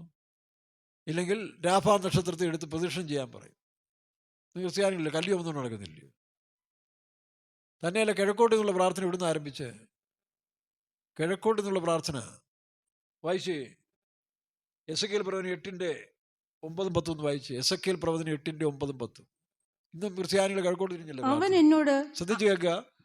ഇന്നും ക്രിസ്തീയ സഭകൾ ഒരു കൂട്ടർ കിഴക്കോട്ട് നിന്നെങ്കിൽ അവർക്ക് പ്രാർത്ഥന വരുത്തുള്ളൂ. കിഴക്കാണോ ദൈവം? ഇനി ദശ പറഞ്ഞാൽ ഉത്തരഗിരിയായ സിയോൻ പർവ്വതം, ഉയരം കൊണ്ട് മനോഹര സർവഭൂമിയുടെയും ആനന്ദം. പക്ഷേ നമ്മൾ വിശ്വസിക്കുന്നത് എങ്ങനെ? 2-3 പേർ എൻ്റെ നാമത്തിൽ എവിടെ കൂടിയാൽ അവിടെ മധ്യ ദൈവം വരുമെന്ന്. അത് നമ്മൾ റൗണ്ട് ചെയ്ത് പ്രാർത്ഥിക്കുന്നു. നമുക്കൊരു ദിശയില്ല.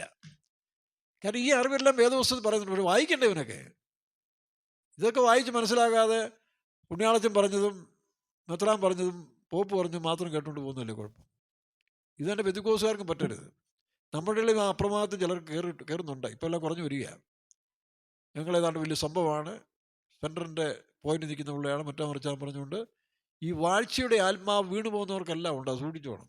വിശ്വാസികളും കയറി, എനിക്കും കയറുന്നു, മറ്റുള്ളവർക്കും കയറും. വായിക്കാം. 8:16. യഹോവയുടെ മന്ദിരത്തിന്റെ വാതിൽക്കൽ മണ്ഡപത്തിനും യാഗപീഠത്തിനും നടുവെ ഏകദേശം 25 പുരുഷന്മാർ തങ്ങളുടെ മുതുക് നോക്കണം, ശ്രദ്ധിച്ചു നോക്കുക. 25 പുരുഷന്മാർ മന്ദിരത്തിന്റെ ആൾട്ടർ ഇരിക്കുന്ന സ്ഥലങ്ങളിൽ ആ പറഞ്ഞ പോലെ കൃപാസനത്തെങ്കിൽ നേരെ അവിടെയാണ് ദൈവത്തിന്റെ ഷെക്കേന. അങ്ങോട്ട് തിരിയേണ്ടതിന് പകരം 25 ശക്തന്മാർ പുരുഷന്മാർ എന്ത് ചെയ്തു? മന്ദിരത്തിൽ തിരിഞ്ഞു നിന്ന്. വായിക്കാം. യഹോവയുടെ മന്ദിരത്തിന്റെ നേരെയും മുഖം കിഴക്കോട്ട് തിരിച്ചുകൊണ്ട് മുഖം കിഴക്കോട്ട് തിരിച്ചിട്ട് എന്ത് ചെയ്തു? അവർ കിഴക്കോട്ട് നോക്കി സൂര്യനെ നമസ്കരിക്കുന്നു. ഇതാണ് ക്രിസ്ത്യാനികളുടെ പാരമ്പര്യം. കിഴക്കോട്ട് നിന്ന് പ്രാർത്ഥിക്കുക. പണ്ട് തോമാസിലെ ഇന്ത്യ വന്നപ്പോൾ കേട്ടിട്ടുണ്ട്, ബ്രാഹ്മണന്മാര് സൂര്യ നമസ്കാരം. അത് അവരുടെ അറിവ് തെറ്റല്ല, ഇന്നത്തെ കാലത്തിലല്ലേ. അവരിങ്ങനെ സൂര്യനെ നോക്കി ആരാധിച്ചിട്ട് വെള്ളം സൂര്യനിലേക്ക് ഒഴിക്കും മുകളിലോട്ട്. അപ്പോൾ ആ തോമാശ്രീയ വന്നൊരു അത്ഭുതം ചെയ്തിട്ട് വായിക്കുന്നു, നമ്മൾ കണ്ടിട്ടില്ല. തോമാശ്രീയ പറഞ്ഞു, നിങ്ങൾ ഒഴിക്കുന്ന വെള്ളം താഴോട്ട് പോകുന്നില്ല, ദൈവം ഏറ്റുകൊള്ളുന്നില്ലല്ലോ. കാരണം ഈ ബാലിൻ്റെ ദൈവം അല്ല, സൂര്യദേവൻ അതിനെ ഏറ്റുകൊള്ളുന്നില്ല. സൂര്യഭഗവാന്റെ മക്കൾ കർണനോ ആരണ്ടൊക്കെയില്ലേ, അതൊക്കെ അന്നത്തെ മനുഷ്യൻ്റെ അറിവിൽ ആരണ്ടൊക്കെ എഴുതി കൂട്ടിയൊരു സംഭവങ്ങളാണ് അതൊക്കെ. അതൊന്നും ഇന്ന് മനുഷ്യൻ അംഗീകരിക്കാൻ സാധിക്കുന്നില്ല. എന്നാൽ തോമാശ്രീയോട് വെള്ളം എടുത്തിട്ട് പറഞ്ഞത്, ഞാൻ ഒഴിച്ച് കഴിഞ്ഞ് ആ ദൈവം സ്വീകരിക്കുന്നു, വെള്ളം അങ്ങനെ നിർത്തിയെന്നാണ് പറഞ്ഞു. തൻ്റെ അത്ഭുതമായ പ്രാർത്ഥനയിൽ അങ്ങനെ നിന്നു. അപ്പോൾ നിങ്ങളുടെ ദൈവം ഏതാ? അതാണ് സ്വർഗത്തിലെ പിതാവായ ദൈവം, പുത്രനായ ക്രിസ്തു ലോകത്തിൽ വന്നു. അങ്ങനെയാണ് ക്രിസ്ത്യാനികളുണ്ടായതാണ് ചരിത്രം പറയുന്നത്. ശരി, അത്ഭുതങ്ങൾ കൊണ്ടും അടയാളങ്ങൾ കൊണ്ടും വിശ്വാസം കൊണ്ടുമൊക്കെ മനുഷ്യൻ വിശ്വാസത്തിലേക്ക് വരുന്നുണ്ട്. അപ്പം ഇതാണ് അന്ന് ഇസ്രായേൽ ജനങ്ങളെന്ന് പറയുന്നവർ. ഇന്നും ഒരു കൂട്ടർ ഇതെല്ലാം ആരാധിക്കുന്നുണ്ട്, അവർക്കത് വിഷയമല്ല. ഇന്ന് ഇവിടുന്ന് പോകുന്ന ഇന്ത്യക്കാർ അവരുടെ വിഗ്രഹങ്ങൾ യഹൂദന്മാരുടെ റബിമാരുടെ റൂമിൽ പോലും വയ്ക്കുന്നതാണ് പറഞ്ഞത്. അവർക്കത് വിഷയമല്ല. കാരണം അവരിന്ന് മോഡേൺ വികസിത രാജ്യങ്ങളുടെ കാഴ്ചപ്പാട്. അങ്ങനെ ചില പറഞ്ഞു, ഞങ്ങളുടെ ദൈവങ്ങളെ കൃഷ്ണനെയും മറ്റ് ഔസപിതാവിനെയും മാതാവിനെയും ഒക്കെ വെച്ച് മെഴുകുതിരി കത്തിച്ച് അവർക്ക് സാരമില്ല, അത് നിങ്ങൾ ചെയ്തു. ഒരു ജനാധിപത്യമാണ്, തെറ്റെന്ന് പറയാൻ ഒക്കത്തില്ല. ചെയ്തു, അത് നിങ്ങളുടെ വിശ്വാസം. പക്ഷേ ഞങ്ങൾ ചെയ്യത്തില്ലെന്ന് പറയും. പണ്ടതല്ല, അതിനെ അനുവദിക്കത്തില്ല. ഇസ്ലാം അതിന് ഭയങ്കര ശക്തമല്ലേ. വിഗ്രഹം കാണുന്നവർക്ക് അലർജിയാണ്, അടിച്ചു പിടിച്ച് ദൂരെ കളയും. അവസരം കിട്ടാത്തതുകൊണ്ട്, അല്ലെങ്കിൽ ഇതെല്ലാം നശിപ്പിച്ചാൽ. കാരണം ദൈവം പറഞ്ഞിട്ടുണ്ട് വിഗ്രഹങ്ങൾ ഉണ്ടാക്കരുത്. എവിടെ എഴുതിയിരിക്കുന്നത്? പുറപ്പാട് പുസ്തകം 20-ാം അധ്യായത്തിലുണ്ട്, ആവർത്തന പുസ്തകം 4-ാം അധ്യായത്തിലുണ്ട് അല്ലേ? വിഗ്രഹങ്ങളെ ഉണ്ടാക്കരുത് എന്ന് പറയുന്നുണ്ട്. സ്വർഗത്തിലുള്ളതോ ഭൂമിയിലുള്ളതോ ഭൂമിക്കുള്ള യാതൊരു വിഗ്രഹങ്ങളെ നിങ്ങൾ 20:4 വായിച്ചു. ഒരു വിഗ്രഹവും ഉണ്ടാക്കരുത്. പുറപ്പാട് 20:4. ഒരു വിഗ്രഹം ഉണ്ടാക്കരുത്. മീതെ സ്വർഗത്തിലെങ്കിലും താഴെ ഭൂമിയിലെങ്കിലും ഭൂമിക്ക് കീഴെ വെള്ളത്തിലെങ്കിലും ഉള്ള യാതൊന്നിന്റെ പ്രതിമയും അരുത്. പണ്ട് പെന്തിക്കോസുകാര് എല്ലാവരും തന്നെ കാർഡ്ബോർഡ് ഉണ്ടായിട്ട് ഗ്ലാസ്സിനകത്ത് വാക്യം എഴുതി വെക്കുമായിരുന്നു, വാക്യ ബോർഡ്. ഇന്ന് ചില പിന്മാറ്റക്കാരായ വിശ്വാസികൾ വീട്ടിൽ ചെന്നാൽ വാക്യത്തിനൊരു ബൊമ്മയും പിന്നെ JCBയും മറ്റത് മറിച്ചും എല്ലാം വെച്ച് അലമാരി നിർത്തി വെച്ച് വാക്യം കാണാനില്ല. അതും ഒരു വിഗ്രഹമാണ്. പിശാച് കയറാനൊരു ഒരു സാഹചര്യം ഒരുക്കി കൊടുക്കുകയാണ്. അതുകൊണ്ട് എന്നെ കേൾക്കുന്ന ദൈവമക്കൾ വീടുകളിൽ പോയിട്ട് അങ്ങനെയുള്ള ബൊമ്മയും ഇതിനെല്ലാം പിള്ളേർ കളിക്കാൻ അതല്ല കൊടുക്കേണ്ടത്. അത് ലോകമനുഷ്യർ അവർ പറഞ്ഞ് വേറെ രീതിയിൽ നിങ്ങൾ കാണിച്ചു കൊടുക്കണം. ബൊമ്മ ഉണ്ടാക്കിയിട്ട് അത് പിന്നെ അതിനകത്ത് വെക്കുക, ഇതിനകത്ത് വെക്കുക. അതും ഒരു വിഗ്രഹമല്ലേ? നിങ്ങൾ മറ്റുള്ളവരെ വിമർശിക്കും. നിങ്ങളുടെ വീടുകളിലൊക്കെ ഇത് കണ്ടിട്ടില്ലേ? കാണുന്ന കോപ്രാഞ്ചങ്ങളെല്ലാം അതും ഷോക്കേസ് വെച്ചിരിക്കുകയാണ്. അതിന് പ്രാധാന്യം ഉണ്ടായിട്ടല്ലേ ഷോക്കേസ് വയ്ക്കുന്നത്. അങ്ങനെയുള്ള എടുത്ത് കളയുന്നതാണ് നല്ലത്. അല്ലെ വെറുതെ പിശാചിനകത്ത് കയറ്റരുത്. സ്തോത്രം. അപ്പോൾ ഇങ്ങനെ ഇസ്രായേൽ കാലാകാലങ്ങളിൽ നോക്കട്ടെ, സൂര്യൻ അഭിമായി നിന്ന് അതിനെ ആരാധിക്കുന്നു. ഇന്നും വിഗ്രഹാരാധികളുണ്ട് അവിടെ. ഇനി അത് കൂടും. എതിർ ക്രിസ്തുവിനെ അവർ കാലത്താണ് ഇനി മര്യാദ പിടിക്കാൻ പോകുന്നത്. അപ്പോൾ ഇസ്രായേൽ തിരിഞ്ഞു വരുന്നൊരു കാലമുണ്ട്. ഇനി നമുക്ക് ഇറാനെ പറ്റി ചിന്തിച്ചാൽ, ഇറാൻ ആരുടെ സന്തതിയാണ്? ഏലാമ്യർ എന്നാണ് അവരുടെ പേര്, ഏലാമ്യർ. കാരണം എസെക്കിയേൽ 38-ാം അധ്യായത്തിൽ വായിക്കുമ്പോൾ, അതിൻ്റെ 3-4 വാക്യം വായിക്കുമ്പോൾ, ഗോഗ് ഋഷിയോട് ചേർന്ന് ഈ പറഞ്ഞ അറബ് രാജ്യങ്ങളിൽ പലതും യുദ്ധത്തിനായി പുറപ്പെടുമെന്നാണ് പറഞ്ഞിരിക്കുന്നത്. വായിച്ച് വടക്ക് നിന്ന് 5-ാം വാക്യം 4-ാം വാക്യം മുതൽ വായിച്ച്. ഞാൻ നിന്നെ വഴിതെറ്റിച്ച് നിന്റെ താടിയലിൽ ചൂണ്ടൽ കൊളുത്തി നിന്നെയും നിന്റെ സകല സൈന്യത്തെയും കുതിരകളെയും ഒട്ടൊഴിയാതെ സർവായുധം ധരിച്ച കുതിരച്ചേവകരെയും ഒട്ടൊഴിയാതെ വാളും പരിചയും പലകയും എടുത്ത ഒരു മഹാസമൂഹത്തെയും അവരോടുകൂടെ ഒട്ടൊഴിയാതെ പരിചയം തലക്കോരികയും ധരിച്ച പാർസികൾ, കൂശ്യർ. നോക്കണം ആരൊക്കെയാണ് ഋഷിയുടെ കൂടെ. ഇപ്പോൾ ഇറാൻ എന്ന് പറഞ്ഞാൽ പാർസികൾ എന്ന് അറിയപ്പെട്ടുകൊണ്ടിരുന്നു. 1935 ഷായുടെ കാലത്തിൽ ഇതിന് ഇറാൻ എന്നുള്ള പേര് വന്നത്. അതിനു മുമ്പ് പാർസികൾ എന്നാണ്. പക്ഷെ അതിനു മുമ്പ് ഏലാമ്യർ എന്നവരെ അറിയുന്നത്. വായിച്ച് വീണ്ടും വായിച്ച്. പാർസികൾ, കൂശ്യർ, പൂത്യർ, ഗോമേരും അവന്റെ എല്ലാ പടക്കൂട്ടങ്ങളും വടക്കേ അറ്റത്തുള്ള അവന്റെ എല്ലാ പടക്കൂട്ടങ്ങളും. ആ അധ്യായം നിങ്ങൾ പലതും കേട്ടുള്ളതാണ്. ഇവരെല്ലാം ചേർന്ന് ഇസ്രായേൽ ഇതിലേക്ക് വരികയാണ്. അതാണ് 3-ാം ലോകമഹായുദ്ധത്തിലെ സംഭവം. 3-ാം ലോകയുദ്ധം ഉണ്ടാകും. അത് ഈ കാലഘട്ടത്തിൽ തന്നെ ഉണ്ടാകാൻ പോവാണ്. ഇപ്പൊ റഷ്യ എന്ത് ചെയ്തു? സൗദിക്ക് അല്ലെങ്കിൽ ഇറാനെ സപ്പോർട്ട് ചെയ്തു, ചൈന സപ്പോർട്ട് ചെയ്യുന്നു. അതുപോലെ തന്നെ ഏതൊക്കെ രാജ്യങ്ങളാ? പാർസികൾ, വായിച്ചേ. ക്രൂശ്യര്. നോക്കണം, പാർസികൾ, ക്രൂശ്യര്, പൂത്യര്, ഗോമേരും. അപ്പോൾ ക്രൂശ്യർ എന്ന് പറഞ്ഞാൽ എത്യോപ്യൻ രാജ്യങ്ങളാണ്, ആഫ്രിക്കയിലെ ചില രാജ്യങ്ങള്. പൂത്യർ എന്ന് പറഞ്ഞാൽ ലിബിയ തുടങ്ങിയ അറബ് രാജ്യങ്ങൾ. പിന്നെ ഗോമേര് ടർക്കിയ എന്ന് പറയുന്നവരുണ്ട്, ജർമ്മനിയ എന്ന് പറയുന്നവരുണ്ട്. അതിനെപ്പറ്റി എനിക്ക് കൂടുതൽ അറിയത്തില്ല. തോഗർമ ടർക്കി ആയിട്ടും ഗോമർ ജർമ്മനി ആയിട്ടും പറയുന്നു. തിരിഞ്ഞു വരുന്നതാണ് പറയുന്നത്. ഈ സമയത്തുള്ള യുദ്ധത്തിൽ, 3-ാം ലോകയുദ്ധത്തിൽ ഇതെല്ലാം ചേർന്ന് ഇസ്രായേൽ പർവ്വതത്തിലേക്ക് വരും. പൊരിഞ്ഞ യുദ്ധമായിരിക്കും. ഇസ്രായേലിൻ്റെ ഏറ്റവും വലിയ കഷ്ടകാല സമയമായി, യാക്കോബിൻ്റെ കഷ്ടകാലം എന്നൊക്കെ പറയുന്ന സമയമാണ്. അവർക്ക് ഒരു വിധത്തിൽ ഒരു രാജ്യം അവരെ സഹായിക്കാനില്ലാതെ അവർ പൊരിഞ്ഞു കഴിയുമ്പോൾ സക്കറിയാവിൽ വായിക്കുന്ന പോലെ കുത്തിയമുക്കിലേക്ക് നോക്കി രക്ഷപ്പെടും. യേശു ക്രിസ്തു കർത്താവിനെ അവർ സ്വീകരിക്കുകയും ഒരു കൂട്ടർ യേശുവിൻ്റെ വാക്കുകൾ കേട്ടുകൊണ്ട് മലകളിലേക്ക് ഓടിപ്പോവുകയും ചെയ്യും. അന്ന് നിങ്ങൾ ശൂന്യമാക്കുന്ന മ്ലേച്ഛതകൾ, ഇതെല്ലാം നമ്മൾ ഒരുപാട് കേട്ടതല്ലേ. എതിർ ക്രിസ്തുവിൻ്റെ ഭരണം വരും. അതാണ് കഴിഞ്ഞ ദിവസം ആ ബ്രാഹ്മണൻ പറഞ്ഞ പോലെ നമുക്കൊരു മശിയ അല്ലെങ്കിൽ ക്രിസ്തു, യേശു ക്രിസ്തു അല്ലെങ്കിൽ ക്രൈസ്റ്റ് അക്കോർഡ്, അബ്രഹാം അക്കോർഡ് എന്ന് പറഞ്ഞ പോലെ ക്രൈസ്റ്റ് അക്കോർഡ് എന്ന് പറയുന്നവരെ കൊണ്ടുവരണം. എങ്കിലേ സമാധാന വാർത്തകൾ പറഞ്ഞ് വ്യാജ ക്രിസ്തു വെളിപ്പെടാൻ പോവുകയാണ്. ആ ക്രിസ്തു ഇപ്പോൾ വെളിപ്പെടും. ഈ യുദ്ധങ്ങൾ കൊടുമ്പിരി കൊള്ളുമ്പോൾ സാമ്പത്തിക പരാതികളുണ്ടാകും, ഇക്കണോമിക്കൽ ക്രൈസിസ്.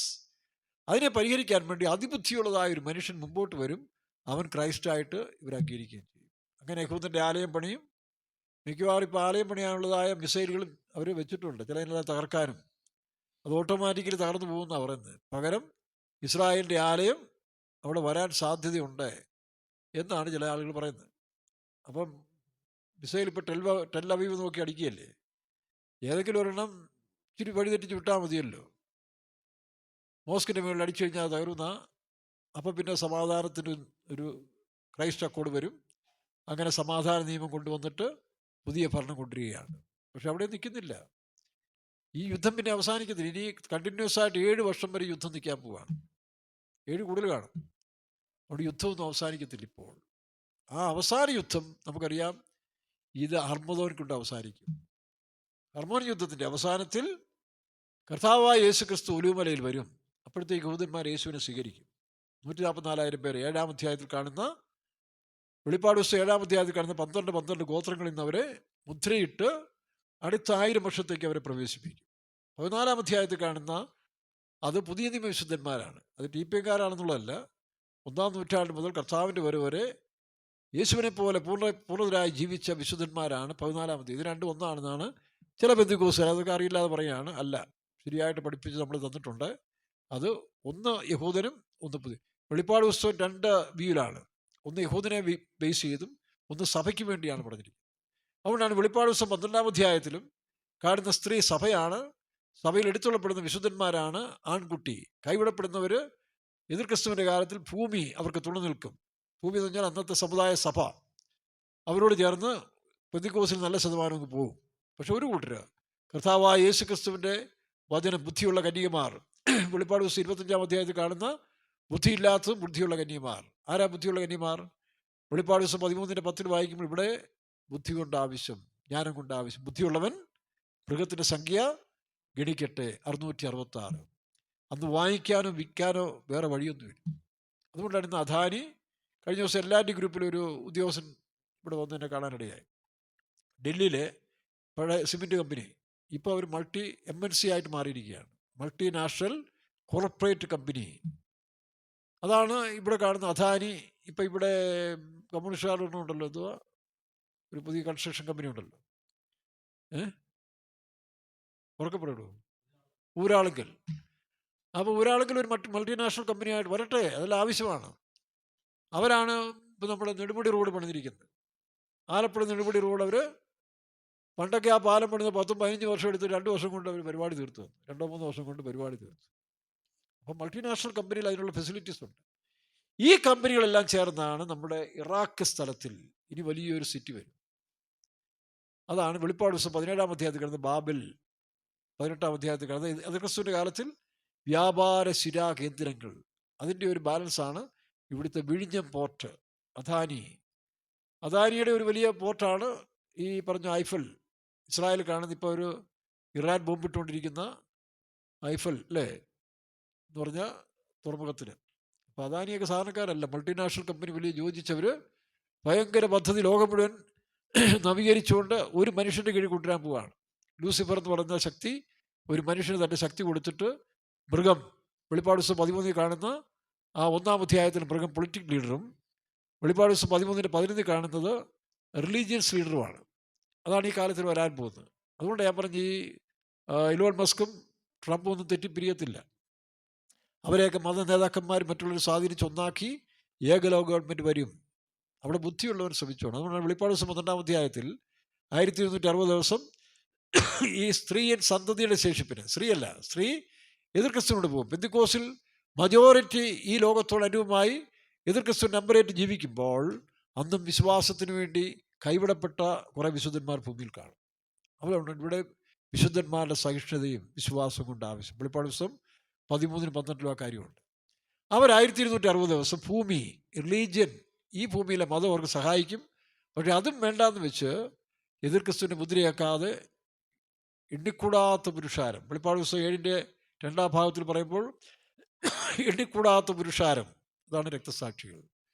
അങ്ങനെ അതിൻ്റെ അവസാനം വരുമ്പോഴാണ് ഇത് ഹർമദോൻ യുദ്ധം കഴിഞ്ഞ് ഒലിവുമലയിൽ കർത്താവായ യേശു ക്രിസ്തു വരും. വെളിപ്പാട് ദിവസം 14 വായിക്കുമ്പോൾ അന്ന് അവൻ്റെ കാൽ യെരൂശലേമിനെതിരെ വായിച്ചേ, അന്നാളിൽ അവന്റെ കാൽ യെരുശലേമിനെതിരെ കിഴക്കുള്ള ഒലിവ് മലയിൽ നിൽക്കും. കിഴക്കുള്ള ഒലിവുമലയിൽ നിൽക്കും. പക്ഷെ ഒലിവുമലയിൽ യേശു വരുമ്പോൾ യേശു പറഞ്ഞില്ലേ, മത്തായിയുടെ സുവിശേഷം പറയുമ്പോൾ 15 ശൂന്യമാക്കുന്ന മ്ലേച്ഛത വിശുദ്ധ സ്ഥലത്ത് നീക്കുമ്പോൾ. വായിച്ച് മത്തായിയുടെ സുവിശേഷം 24:15 ശൂന്യമാക്കുന്ന മ്ലേച്ഛത. എതിർ ക്രിസ്തുവിൻ്റെ വിഗ്രഹം റോബോട്ടുകൾ.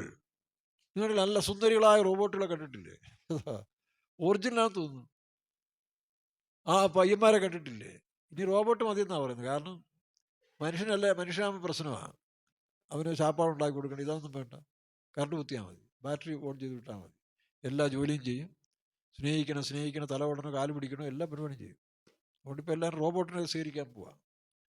റോബോട്ട് കം മനുഷ്യർ. പണ്ടൊക്കെ പല പ്രശ്നങ്ങളായിരുന്നു. ഇതാ കേരളത്തിൽ നിന്നൊക്കെ വിദേശത്ത് പോകുന്നവർ ഒരു വേറൊരാളെ, ഒരു ആഫ്രിക്കനെ കർമ്മനെ കൊണ്ടുവന്നാൽ ഇവർക്ക് ഇവിടെ കിട്ടിയുള്ളൂ എന്ന് ചോദിക്കും. അതാണ്. പിന്നെ എന്ത് മാറി? പിന്നെ സായിപ്പിനെ കൊണ്ടുവരാന്ന് പറയും. അപ്പോൾ സായിപ്പായി. ഈ വെളുത്ത് വളറിയ ആളെ കൊണ്ടാണോ എന്ന് ഒരാൾ ഞങ്ങളുടെ ചോദിച്ച പോലെ. പിന്നെ അതും മാറിയപ്പോൾ അതുമില്ല, മിസ്സസ് ഫിലോമിനയും മിസ്റ്റർ ഫിലോമിനയും രണ്ടും അങ്ങനെ വന്നിരിക്കുകയാണ്.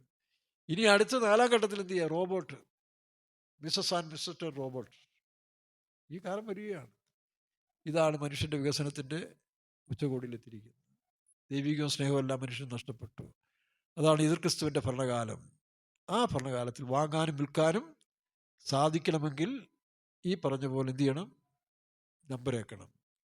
അപ്പോൾ ദൈവമക്കൾ ബാക്കിയുള്ളവരെങ്ങനെ ജീവിക്കും?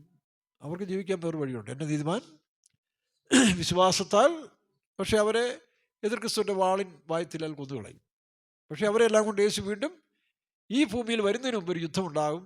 അതാണ് എതിർ ക്രിസ്തു, ഈ പറഞ്ഞ ക്രൈസ്റ്റിൻ്റെ പേരിൽ വരുന്ന വ്യാജ ക്രൈസ്റ്റും കർത്താവും കൂടെ ഒലിവുമലയിൽ ഏറ്റുമുട്ടും. വെളിപ്പാട് ദിവസം 19 വയ്ക്കുമ്പോൾ അവിടെ വെച്ച് മൃഗത്തെയും എന്ത് ചെയ്യും? തൻ്റെ വായിൻ ശ്വാസത്താൽ. വായിക്കാം. തൻ്റെ വായിൻ ശ്വാസത്താൽ ശേഷിച്ചവരെ കുതിരപ്പുറത്തിരിക്കുന്നവന്റെ വായിൽ നിന്ന് പുറപ്പെടുന്ന വാൾ കൊണ്ട് കൊന്ന് അവരുടെ മാംസം തിന്ന് സകല പക്ഷികൾക്കും തൃപ്തി വന്നു. മൃഗത്തെയും കള്ളപ്രവാചകനും പിടിച്ച്, മൃഗത്തെയും അതിന്റെ മുമ്പാകെ താൻ ചെയ്ത അടയാളങ്ങളാൽ മനുഷ്യരെ ചതിച്ച് മൃഗത്തിന്റെ മുദ്രയെ ഏൽപ്പിക്കുകയും അതിന്റെ പ്രതിമയെ നമസ്കരിപ്പിക്കുകയും ചെയ്ത കള്ളപ്രവാചകനെയും പിടിച്ചുകെട്ടി ഇരുവരെയും ഗന്ധകം കിടക്കുന്ന തീപ്പൊയ്യെ തള്ളിയിട്ടും. ഈ സമയം ദൂതന്മാരിങ്ങനെ റെഡിയായി നിൽക്കുകയാണ്. 7 വർഷത്തിൻ്റെ അവസാനത്തിൽ ഈ ലോക നേതാവും ആയ ക്രിസ്തുവും യേശു ക്രിസ്തു എന്ന ഒറിജിനൽ ക്രിസ്തുവും കൂടെ ഒലിവുമലയിൽ ഫേസ് ടു ഫേസ് ആയി വരുമ്പോൾ, നമ്മളിവിടെ എസെക്കിയേൽ വായിക്കുന്ന പോലെ അശൂര് തൻ്റെ മനുഷ്യൻ്റെ വാളല്ലാത്തതിനാൽ വീഴുമെന്നാണ്. അതിൻ്റെ വായിൻ ശ്വാസത്താൽ, അത് വാളാണ്. അപ്പോൾ അശൂരിൽ നിന്ന് വേണം, സിറിയയോട് ബന്ധപ്പെട്ട ഒരു യഹൂദനായിരിക്കും എതിർ ക്രിസ്തു ആണെന്നുള്ളതാണ് എൻ്റെ ഉൾപ്പെടെ ചില നിഗമനം, അനുമാനം. അങ്ങനെയാകാം, may be or may not be. അപ്പോൾ എന്തു വായിക്കട്ടെ, ഏതായാലും ഒരാൾ വരുമെന്നുള്ള സത്യമാണ്. അപ്പോൾ ആ 7 വർഷ ഭരണത്തിൻ്റെ അവസാനത്തിൽ കർത്താവ് തൻ്റെ വായിൻ ശ്വാസത്താൽ ഇവരെ ബന്ധിച്ചു കളയും. അതോടെ വെളിപ്പാട് ദിവസം 11:15 7-ാമത്തെ ദൂതൻ കാഹളം ഊതും. വായിക്കാം. 7-ാമത്തെ ദൂതൻ കാഹളം ഊതിയപ്പോൾ 7-ാമത്തെ ദൂതൻ ഊതിയപ്പോൾ ലോകരാജ്യത്വം നമ്മുടെ കർത്താവിനും അവന്റെ ക്രിസ്തുവിനും ആയി തീർന്നിരിക്കുന്നു എന്ന്. ലോകരാജ്യത്വം അവൻ്റെ ക്രിസ്തുവിന്. അതുകൊണ്ട് ഒരുങ്ങിക്കോണം കേട്ടോ. കളിയല്ല, സംഭവം നമ്മുടെ കൺമുമ്പിൽ കാണുകയാണ്. പാർസികൾ എന്ന് പറഞ്ഞാൽ അവരും അബ്രഹാമിൻ്റെ വംശത്തിൽപ്പെട്ടവരാണ് അല്ലേ? വെളിപ്പാട് ഉൽപ്പത്തി പുസ്തകങ്ങൾ വായിക്കുമ്പോൾ ഏലാമിയർ ആരുടെ സന്തതികളാണ്? ഇവരെല്ലാം ഒറ്റ ഷേമിൻ്റെ സന്തതിയാണ്. ഹാം, പിന്നെ യാഫേത്ത്, ഷേം, സെമിറ്റിക്ക്. അവർ വളരെ ക്ലോസ് ആയിട്ടുള്ളവർ. ഈ ഇറാൻകാരും ഇസ്രായേലും വളരെ ക്ലോസ് ആയിട്ടുള്ള മനുഷ്യരാണ് കേട്ടോ. വായിച്ചേ 10:22 വായിച്ചേ. സേമിന്റെ പുത്രന്മാർ ഉൽപ്പത്തി പുസ്തകം 10:22. സേമിന്റെ പുത്രന്മാർ സെമിറ്റിക് സന്തതി. അതാണ് മെസോപ്പൊത്തോമിയയിൽ വലുതായി വന്ന ജാതി. അത് ചരിത്രം പറയുന്നില്ല, സെമിറ്റിക്ക്. അപ്പോൾ ആ സേമിൻ്റെ സന്തതികളാണ് സെമിറ്റിക് എന്ന് പറയുന്നത്. മറ്റു ആഫ്രിക്കൻ ജനതയാണ്, അല്ലെങ്കിൽ അങ്ങനെ കുടിയേറിപ്പോയവരാണ് ഈ പറഞ്ഞ കാമിൻ്റെ സന്തതികൾ. അവർ ശപിക്കപ്പെട്ടവരാണെന്നും പറയുന്നില്ലേ വാക്കിൽ? അത് വചനം പറയുന്നത് കേട്ടോ. എന്നിട്ട് എല്ലാവരും ശപിക്കുന്നതല്ല. അപ്പോൾ കാമിൻസ്, മറ്റേ യാഫേത്ത്, അതാണ് യൂറോപ്യൻ സന്തതികൾ. യൂറോപ്യൻ വംശക്കാരൊക്കെ ഈ മംഗോളിയനും പിന്നെ ഈ യൂറോപ്പിൽ കാണുന്നവരെല്ലാം യാഫേത്തിൻ്റെ സന്തതികൾ. അതുകൊണ്ടാണ് യാഫേത്തും സ്റ്റേമും എന്നും ഐക്യമായിരിക്കും. യൂറോപ്പും അമേരിക്കയും ഇംഗ്ലണ്ടും ഇസ്രായേലും ഒക്കെ ആയിട്ട് ഒരു വലിയ കണക്ഷൻസ് വയ്ക്കുന്നതിന് കാരണം അവരന്ന് മുതലേ ആ ബന്ധമുണ്ട്. അത് നിങ്ങൾ അധ്യായം വായിച്ചാൽ അറിയാം. അപ്പോൾ സെമിറ്റിക് സന്തതിപ്പെട്ടവരാണ് ഈ പേർഷ്യക്കാരും. വായിച്ചേ. സേമിന്റെ പുത്രന്മാർ ഏലാം, അശ്ശൂർ. ഏലാമ്യർ എന്ന് പറഞ്ഞാൽ ആരാ? ഏലാമ്യ ദേശം എന്ന് പറയുന്നതാണ് പിന്നെ പാർസികൾ, പേർഷ്യക്കാരെന്ന് വന്നത്. അവരാണ് പിന്നീട് ഇറാൻകാരായിട്ട് മാറിയത്. പേർഷ്യൻ സംസ്കാരം എന്ന് പറയുന്നത് വളരെ അഹശ്വേരോസ് രാജാവിൻ്റെ കാലത്ത് മുതൽ ഇന്ത്യ, എസ്തറിന്റെ പുസ്തകത്തിൽ വായിക്കുമ്പോൾ ഈവൻ ഇന്ത്യ ആൻഡ് എത്യോപ്യ, അപ്പോൾ ഇന്ത്യ മുതൽ എത്യോപ്യ വരെ വ്യാപിച്ചു കിടന്നൊരു സംസ്കാരം, വലിയ സാമ്രാജ്യം, നല്ല മനുഷ്യരായിരുന്നു, ഒരു വളരെ സ്റ്റാൻഡേർഡ്. പക്ഷേ ഈ മതം കയറി നോക്കണം, 7-ാം നൂറ്റാണ്ടോടുകൂടി ഈ രാജ്യങ്ങളെല്ലാം മതം കയറിയതിന് ശേഷം മതത്തിൻ്റെ പോരാട്ടത്തിലാണ് ഈ സംഭവിച്ചിരിക്കുന്നത്. അതുകൊണ്ടാണ് ഈ ഖുമേനി ആർക്കും ഇഷ്ടമില്ലാതെ വരുന്നത്. ഇപ്പോൾ ആവശ്യമില്ലാത്ത സ്ത്രീകളും മുടി കാണിക്കാൻ പാടില്ല, എത്രത്തിനെ കൊന്നേ. അതുകൊണ്ടാണ് അവർ രാജ്യത്ത് തന്നെ ഒരു ആഭ്യന്തരമായിട്ട് ഇതിനെതിരായി നിൽക്കുന്നത്. ഖുമേനി ഒഴിയണമെന്ന് പറയുന്നതിൻ്റെ കാരണം അതാണ്. അത് ഈ പ്രാവശ്യം മിക്കവാറും സാധിച്ചെടുക്കാനാണ് അമേരിക്ക നടക്കുന്നത്. ഇസ്ലാമിക രാജ്യങ്ങൾ പോലും അതിനെതിരാണ്. സൗദി, UAE, ബഹ്റിൻ, ഇതെല്ലാം ഈ പേർഷ്യൻ ഭരണത്തിനെതിരാണ്. 1979 ഷാ ഭരണം നിലനിന്ന കാലത്തിൽ ഇസ്രായേലുമായിട്ട് വലിയ ചങ്ങാത്തമായിരുന്നു, അമേരിക്കയായിട്ടും ബന്ധമായിരുന്നു. സമാധാനം നല്ല രീതിയിൽ പോയിക്കൊണ്ടിയ സമയത്ത് അതിനുശേഷം മതം വന്നു. ഇത് പറ്റി ശത്രുത്വം ഉണ്ടാക്കി, പ്രശ്നങ്ങളായി. അത് ഇനി വീണ്ടും മാറും. വീണ്ടും ഈ പേർഷ്യക്കാർ പഴയ സമാധാനത്തിലേക്ക് വരും. പേർഷ്യക്കാർ പൊതുവെ നല്ല മനുഷ്യരാണ്. ഉള്ള സാമ്രാജ്യത്തിൽ ഏറ്റവും നല്ലൊരു സാമ്രാജ്യമായിരുന്നു പേർഷ്യൻ. ആ സാമ്രാജ്യം തിരിച്ചു വരണമെന്നാണ് നെതന്യാഹു പറയുന്നത്. നമുക്ക് പണ്ടത്തെ പോലെ ചങ്ങാതികളായി, സ്നേഹിതരായി, സ്വന്തക്കാരായി ജീവിക്കണമെന്നാണ് നെതന്യാഹു പറയുന്നത്. അപ്പോൾ അതിൻ്റെ അവസാനത്തിലേക്കാണ് ഇപ്പോൾ വന്നുകൊണ്ടിരിക്കുന്നത്. അതിനെപ്പറ്റിയൊക്കെ ഡീറ്റെയിൽസ് നമുക്ക് വേദപുസ്തകം പഠിക്കാനുണ്ട്. അപ്പോൾ ഈ സെമിറ്റിക് സന്തതികൾ ആരൊക്കെയാണെന്നുള്ള വായിച്ച് 10:22. സേമിന്റെ പുത്രന്മാർ ഏലാം, ഏലാം, ഇവരെല്ലാം അവിടെ ആ പരിസരങ്ങളിൽ ജീവിച്ചു വന്നവരാണ്. ഏലാമ്യർ എന്ന് പറഞ്ഞാൽ പേർഷ്യക്കാർ. അടുത്തത് അശ്ശൂർ, സിറിയക്കാർ. ഇവരെല്ലാം ഒറ്റ കുടുംബമാണ്, മറ്റവരെ പോലല്ല. ഇവർ കുറച്ചുകൂടെ ഒരൊറ്റ കുടുംബമാണ്, ഷേമിന്റെ സന്തതികളാണ്. അസൂർ, സിറിയ, പിന്നെ അർപ്പഷാദ്, ഇനി അല്ലല്ലോ, ആരാമില്ലയോ? ലൂദ്, ആരാം. അർപ്പഷാദിന്റെ സന്തതികളാണ് പിന്നീട് വന്ന യഹൂദന്മാർ. അടുത്ത അധ്യായത്തിൽ വായിക്കുമ്പോൾ അർപ്പഷാദ് പ്രസവിച്ചതാണ് അബ്രഹാമിൻ്റെ തേരഹ്. അതൊരു ചരിത്രമാണ് കേട്ടോ, ഇപ്പം പറയാൻ സമയമില്ല, പിന്നീട് നമുക്ക് എപ്പോഴെങ്കിലും സംസാരിക്കാം. അപ്പോൾ അത് വന്നിട്ടാണ് ആ അധ്യായത്തിൻ്റെ അവസാനത്തിൽ നോക്കുക, അബ്രഹാം, പിന്നെ നാഹോർ, 3 പേരെ പ്രസവിച്ചു. തേരഹ് അല്ലേ? ആ വാക്യം ഒന്ന് വായിച്ചു. തേരഹിന് 70 വയസ്സായപ്പോൾ അവൻ അബ്രാം, നാഹോർ, ഹാരാൻ അത് എത്രാം വാക്യം? 11:26 ഒന്നുകൂടെ വായിച്ച്. തേരഹിന് 70 വയസ്സായപ്പോൾ. ഇത് അർപ്പഷാദിന്റെ കേട്ടോ, ശ്രദ്ധിച്ചോണം. ഈ സേമിന്റെ വംശങ്ങളാണ് ഇതെല്ലാം. ഇത് യാഫേത്തുമല്ല, പിന്നെ ശ്രദ്ധിച്ചോണം, ഇത് യാഫേത്തുമല്ല, ഇത് കാമിന്റെ സന്തതികളുമല്ല, ഷേമിന്റെയാണ്. അവരൊരു ക്ലോസ്ഡ് കുടുംബമാണ്. അതിലാരൊക്കെയാ? അർപ്പഷാദിന്റെ സന്തതികളാണ്. പിന്നീട് നമ്മൾ വായിക്കുമ്പോൾ താഴോട്ട് വായിക്കുന്ന വന്ന് ഹാരാന്റെ വായിച്ചേ. തേരഹിന് 70 വയസ്സായപ്പോൾ അവൻ അബ്രാം, നാഹോർ, ഹാരാൻ എന്നിവരെ ജനിപ്പിച്ചു. അപ്പൊ ഈ നാഹോറൊക്കെ പിന്നീട് പോയി സിറിയയിലൊക്കെ പോയി താമസിച്ചത. ആ സിറിയയിൽ നിന്നും വന്ന സന്തതികളാണ് കാശ്മീർ പണ്ഡിറ്റുകളും. അങ്ങനെയാണ് പേര് തന്നെ നോക്കിയത്. നാഹോർ, നെഹ്റു എന്നൊക്കെ പറഞ്ഞ റിലേഷൻ ബന്ധം വന്ന് ഈ ആര്യന്മാരെന്ന് പറഞ്ഞ വംശങ്ങൾ വന്നതാണ്. ഇവരൊക്കെ അബ്രഹാമിന്റെ ഈ പറഞ്ഞ കുടുംബത്തിൽപ്പെട്ടവരാണ്. അപ്പൊ അതിൽ നാഹോറിന്റെ സന്തതികൾ, അതിലാണ് ഹിറ്റ്ലറൊക്കെ വാദിക്കുന്നത്. ജർമ്മൻകാരൊക്കെ ഇതുമായിട്ട് ബന്ധപ്പെട്ടവരൊക്കെ ഉണ്ടെന്നാണ് പറയുന്നത്, ആര്യന്മാര്. എന്നാൽ അബ്രഹാം, അത് നമ്മൾ ഒരു വിശ്വാസിയുടെ പിതാവ്. അതാണ് നമ്മുടെ സ്റ്റോറിയിൽ കാണുന്ന, കഥയിൽ കാണുന്ന വിഷയങ്ങൾ. അപ്പം ആരൊക്കെയുണ്ട്?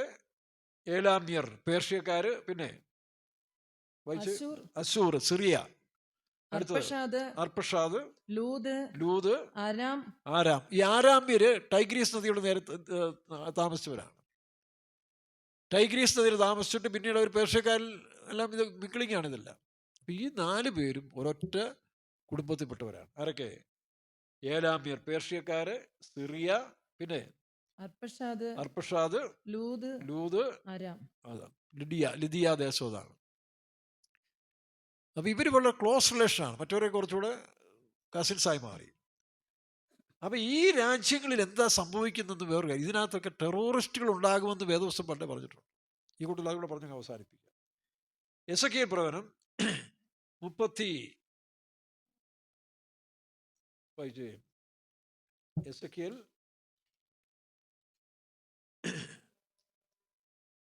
20 അധ്യായം 32 അധ്യായം നോക്കണം. ഈ എസെക്കിയേൽ 32 അധ്യായം വായിച്ച് ഇന്ന് ടെററിസം ഉള്ളതായ രാജ്യങ്ങളെ കുറിച്ച് കൃത്യമായിട്ട് പ്രവാചകൻ പറഞ്ഞിരിക്കുകയാണ്. നിങ്ങൾ നോക്കിയേ, ഇന്ന് ഈ തീവ്രവാദ സംഘങ്ങൾ എവിടെയെല്ലാം ഉണ്ടാകുമെന്നും അതെല്ലാം നശിക്കുമെന്നും എത്ര വർഷം, ഇന്നത്തേക്ക് 2600 വർഷങ്ങൾക്ക് മുമ്പ് തന്നെ പ്രവാചകൻ പറഞ്ഞിരിക്കുന്നത് ഇന്നിന്ന രാജ്യങ്ങളിൽ ഈ തീവ്രവാദികൾ ഉണ്ടാകും. അത് എവിടെ വായിക്കും? 32-18 വായിച്ച്. ഒന്നാമത് ഈജിപ്റ്റ് വായിക്കാം. മനുഷ്യപുത്ര, നീ മിസ്രൈമിലെ പുരുഷാരത്തെ ഈജിപ്റ്റല്ലേ ആദ്യം നാസർ എഴുന്നേറ്റ് പറഞ്ഞില്ലയോ ഇസ്രായേലിനെ പൊടിയാക്കി കളയും. ഇവിടെ മര്യാദയ്ക്കെല്ലാം കൂടെ ജീവിച്ചാൽ പോയി. ഇവന്മാരെല്ലാം ചേട്ടൻ തരൂര് പറഞ്ഞോല്ലേ, എല്ലാം ഒരു കുടുംബത്തിൽ പെട്ടവനല്ലേ, മര്യാദയ്ക്ക് അങ്ങോട്ടും ഇങ്ങോട്ടെല്ലാം പറഞ്ഞ് ലോഹ്യം പറഞ്ഞ് ജീവിച്ചാൽ പോരെ, ഈ കിടന്ന് നശിപ്പിക്കണോ? അപ്പോൾ തീവ്രവാദം, പിശാചാണ് ഇത് ചെയ്യുന്നത്. അത് മനുഷ്യൻ മനസ്സിലാകുന്നില്ല. സാത്താൻ തൻ്റെ രാജ്യം സ്ഥാപിക്കാൻ വേണ്ടി ഈ ജനങ്ങളെ കൂട്ടിയടിപ്പിക്കുക. അത് നെതന്യാഹു അല്ല, ഖമേനിയല്ല. ഈ പിശാചാണ് മനുഷ്യനെ തമ്മിൽ അടിപ്പിക്കുന്നത്. നാം തിരിച്ചറിഞ്ഞിട്ട് അതിൽ നിന്ന് വിടുതൽ പ്രാപിക്കണം. അതിനാണ് ഇനി ക്രൈസ്റ്റ് വരാൻ പോകുന്നത്. ആദ്യം വ്യാജ ക്രൈസ്റ്റ് വരും, പിന്നെ യഥാർത്ഥ ക്രൈസ്റ്റ് വരും. അപ്പം നമ്മുടെ ആദ്യത്തെ തീവ്രവാദം ഈജിപ്തിൽ വായിക്കാം. മനുഷ്യപുത്ര, നീ മിസ്രൈമിലെ പുരുഷാരത്തെ കുറിച്ച് വിലപിച്ച് അതിനെ സ്തുതിപ്പെട്ട് ജാതിയുടെ പുത്രിമാരെയും താഴെ വായിക്കുമ്പോൾ ജീവനുള്ളവരുടെ ദേശത്ത് ഭീതി പരത്തുന്ന, ജീവനുള്ളവരുടെ ദേശത്ത് ഭീതി പരത്തിയ അവരെല്ലാവരും വാളാൽ നിഹതന്മാരായി വീണിരിക്കുന്നു. ഒരെണ്ണം രക്ഷപ്പെടുന്നുണ്ടെന്നോ? ഈ തീവ്രവാദ സംഘങ്ങളെല്ലാം ഒന്നൊടുങ്ങുകയല്ലേ. IS എന്ന് പറഞ്ഞൊരു സംഘം ഉണ്ടായി. എവിടെ തീവ്രവാദം വരുന്നു അത് ഇല്ലാതാകുകയാണ്. ഇത് ബോധം വേണ്ട ഇതിനൊക്കെ. ഈ മതപണ്ഡിതന്മാരൊക്കെ പറഞ്ഞു കൊടുക്കണ്ടേ? ഇവിടെ വാളെടുക്കുന്നു, യേശുവിൻ്റെ വചനം എടുക്കുക. ഇപ്പോഴത്തെ ആ ബ്രാഹ്മണൻ പറഞ്ഞ പോലെ യേശു ക്രിസ്തുവിനെ നിങ്ങൾ വിശ്വസിച്ച് ആ ഹൈലൈറ്റ് ചെയ്യും, അപ്പോൾ നിങ്ങളുടെ പ്രശ്നം തീരും. സത്യമാണ്. ഇന്ന് രാവിലെ അയാൾ പറഞ്ഞതാണ്. അപ്പം ആദ്യമായിട്ട് തീവ്രവാദ സംഘം ഉണ്ടായത് ഈജിപ്തിലെ. അടുത്തത് ഈജിപ്റ്റാണ് അന്ന് പ്രോത്സാഹിപ്പിച്ചുകൊണ്ടിരുന്നത്. അടുത്ത വായിച്ച് 22 വായിച്ച്. അവിടെ അശ്ശൂരും അതിന്റെ സർവ്വ സമൂഹവും ഉണ്ട്. അശ്ശൂര്, സിറിയ, തീവ്രവാദത്തിന്റെ മറ്റൊരു താവളമായിരുന്നു സിറിയ. അവരും എന്ത് ചെയ്തു? ജീവനുള്ള ദേശത്തിൽ അവന്റെ ശവക്കുഴികൾ അവന്റെ ചുറ്റും കിടക്കുന്നു. അവരെല്ലാവരും വാളാൽ നിഹതന്മാരായി വീണവർ തന്നെ. അവരുടെ ശവക്കുഴികൾ പാതാളത്തിന്റെ അങ്ങേയറ്റത്ത്. ജീവനുള്ളവരുടെ ദേശത്ത് ഭീതി പരത്തിയ അവരെല്ലാവരും വാളാൽ നിഹതന്മാരാകും. ഇപ്പൊ സിറിയ കണ്ടില്ലേ, ഒന്നൊന്നായി ഒതുങ്ങിക്കൊണ്ടിരിക്കല്ലേ. ചുമ്മാ കിടന്നിട്ട് സോഷ്യൽ മീഡിയ കത്തിയോണ്ട് കാര്യമുണ്ടോ? ഇവിടെ ദൈവം എന്ന് പറയുന്ന ഒരാളില്ലേ? ഇസ്ലാമും ക്രിസ്ത്യാനിയും ഈ യഹൂദനെല്ലാം വിശുദ്ധ ദൈവമില്ലേ? എന്തിനാണ് നിങ്ങൾ ദൈവം? ഞാനിന്നാൾ ഒരു മത ഇതിൽ കൂടിയപ്പോൾ ഞാൻ പറഞ്ഞു, എല്ലാവരും ഉണ്ട്, മുസ്ലിങ്ങളുണ്ട്, ക്രിസ്ത്യാനിയുണ്ട്. എന്തിനാണോ ദൈവത്തിൻ്റെ പേര് നമ്മൾ അടിക്കാൻ പോകുന്നത്? അവർ തമ്മിൽ അടിക്കട്ടെ. ദൈവത്തിന് അവസരം കൊടുത്ത് ഇവരടിച്ചിട്ട് ആരാണോ ദൈവം അവർ നേരെ വരട്ടെ. അതിനിടെ കൂടി നിങ്ങളാകെ കിട്ടിയ ഒരു ആയസ് നശിപ്പിക്കണോ? ഈ പൊട്ടന്മാർ പറഞ്ഞ് കേട്ടുകൊണ്ട് പോയി നശിക്കണോ? നിങ്ങൾ മര്യാദയ്ക്ക് ജീവിക്കേ, എവരടിക്കട്ടെ. അവസാനം 2 ദൈവങ്ങൾ വരുന്നുണ്ടല്ലോ, ഒന്ന് ഒറിജിനൽ യേശുവും വ്യാജ യേശുവും കൂടെ അടിക്കുന്നുണ്ട്. അപ്പോൾ വെളിപ്പെടും ആരാന്നുള്ളത്. ഈ ബോധം പറഞ്ഞു കൊടുക്കുന്നതിന് പകരം മതവൈരാഗ്യം ഉണ്ടായി ഇതൊന്ന് പാപം ചെയ്യണം, എല്ലാം തോന്നിവാസം ജീവിക്കണം. അതിനാണ് ഈ മതവെറി ഉണ്ടാക്കുന്നത്. അത് മാറ്റിയിട്ട് ഈ വേദപുസ്തകമൊക്കെ വായിച്ച് പഠിച്ചിട്ട് ഈശാ നബിയെ കൊണ്ടുപോവാ, അല്ലെങ്കിൽ യേശു ക്രിസ്തുവിനെ കൊണ്ടുപോവാ. യഹൂദനോട് പറയുക, നീ യേശുവിനെ സ്വീകരിക്കാത്തവർക്ക് കാരണം നിൻ്റെ ദേശത്ത് സമാധാനം ഉണ്ടാകത്തില്ല. അങ്ങനെ നിൻ്റെ കിതാബിൽ എഴുതി വെച്ചിരിക്കുന്നു. നിങ്ങളുടെ തോറായിൽ അല്ലെങ്കിൽ ഈ പഴയ നിയമത്തിൽ മുസ്ലിങ്ങളുടെ തൗറാത്തോ ഇഞ്ചിലും പിന്നെ അതിലെഴുതി വെച്ചിരിക്കുന്ന സത്യമല്ല ഈ പറയുന്നത്. ഇത് വിശ്വസിച്ച് മുമ്പോട്ട് പോകും. 2ാമത്തെ തീവ്രവാദം സിറിയയിൽ, 3ാമത് പേർഷ്യ. 24 വായിച്ചേ. അവിടെ ഏലാമും അവന്റെ ശവക്കുഴികളുടെ ചുറ്റും. ഏലാമും അവന്റെ ശവക്കുഴി ഇപ്പൊ നടന്നുകൊണ്ടിരിക്കുകയല്ലേ പേർഷ്യയിൽ. ഏലാമ്യർ പറഞ്ഞ പാർസികൾ, പേർഷ്യക്കാര്, മര്യാദയ്ക്ക് ജീവിച്ച പേർഷ്യക്കാര് തീവ്രവാദ ശക്തി കയറി അവരെന്ത് ചെയ്തു? 3 ഗ്രൂപ്പിനെ ത്രിബ്ലൈച്ച്, ഹാമെന്ന് പറയുന്ന ഒരുത്തൻ, ഹാമാൻ എന്ന് പറയും, ഹാമെന്ന് പറയും, അവനാണ് തുടങ്ങിയത്. അവൻ്റെ പേരിൻ്റെ അക്ഷരത്തിലാണ് ഹൂതികൾ എച്ച്, ഹാമാസ് എച്ച്, ഹിസ്ബുള്ള 3H. ഇപ്പം 3 ഒതുങ്ങി. ഇനിയിപ്പം അവസാനത്തത് ഏലാമ്യർ. വായിക്കാം. അവിടെ ഏലാമും അതിന്റെ ശവക്കുഴിയും ചുറ്റും അതിന്റെ സകല പുരുഷന്മാരും ഉണ്ട്. അവിടെ അവരെന്താ ജീവനുള്ളവരുടെ ദേശത്ത് അവർ നീതി പരത്തി, എങ്കിലും കുഴിയിൽ ഇറങ്ങുന്നവരോടുകൂടെ അവർ ലജ്ജ വഹിക്കുന്നു. അടുത്തത് ടർക്കിയും പിന്നെ 26 ടർക്കിയുടെയും റഷ്യയുടെയും പ്രവചനം കയറി വരുന്നുണ്ട്. വായിക്കാം. അവിടെ മേശക്കും തൂബലും അതിന്റെ സകല പുരുഷന്മാരും ഉണ്ട്. മേശക്കും തൂബലും, ഇത് ടർക്കിയെ കുറിച്ചും പിന്നെ അടുത്തത് ഇതിൻ്റെ എല്ലാം വകഭേദങ്ങളല്ലേ. ഇസ്രായേലിൽ അല്ല റഷ്യയിൽ ഇവരുടെ വകഭേദമുണ്ട്, ഏദോമ്യരുണ്ട്, ഏശാവിൻ്റെ സന്ധികളുണ്ട്. ഇതെല്ലാം കൂടെ മിങ്കിൾ ചെയ്തൊരു സാധനമാണ് റഷ്യ എന്ന് പറയുന്നത്. അപ്പോൾ ഇവിടെ അടുത്ത് ഇപ്പം ഇന്നാള് നെതന്യാഹു പറഞ്ഞിരിക്കുന്നു, പേർഷ്യ കഴിഞ്ഞാൽ പിന്നെ ഞങ്ങളുടെ അടുത്ത് ടാർജറ്റ് ടർക്കിയാന്നാണ് പറഞ്ഞത്. കാരണം തീവ്രവാദ ശക്തികൾ അവിടെയും വ്യാപിക്കുന്നു. ഇതിനെല്ലാം ഒതുക്കേണ്ട സമയം കഴിഞ്ഞ് ഇനി വീണ്ടും ഏദൻ തോട്ടം ഭൂമിയിൽ സ്ഥാപിക്കാൻ പോവുകയാണ്. ബാക്കി ശേഷിക്കുന്ന മനുഷ്യർ മതമില്ല, രാഷ്ട്രീയമില്ല, സത്യദൈവത്തെ ഏകദൈവത്തെ ആരാധിച്ചു പോകുന്ന ഏകജാതി മതസ്ഥർ വരാൻ പോവുകയാണ്. അപ്പോൾ അടുത്ത് മേശക്ക്. ഇനി അടുത്തത് വായിച്ച് ഏദോമ്യര് 29.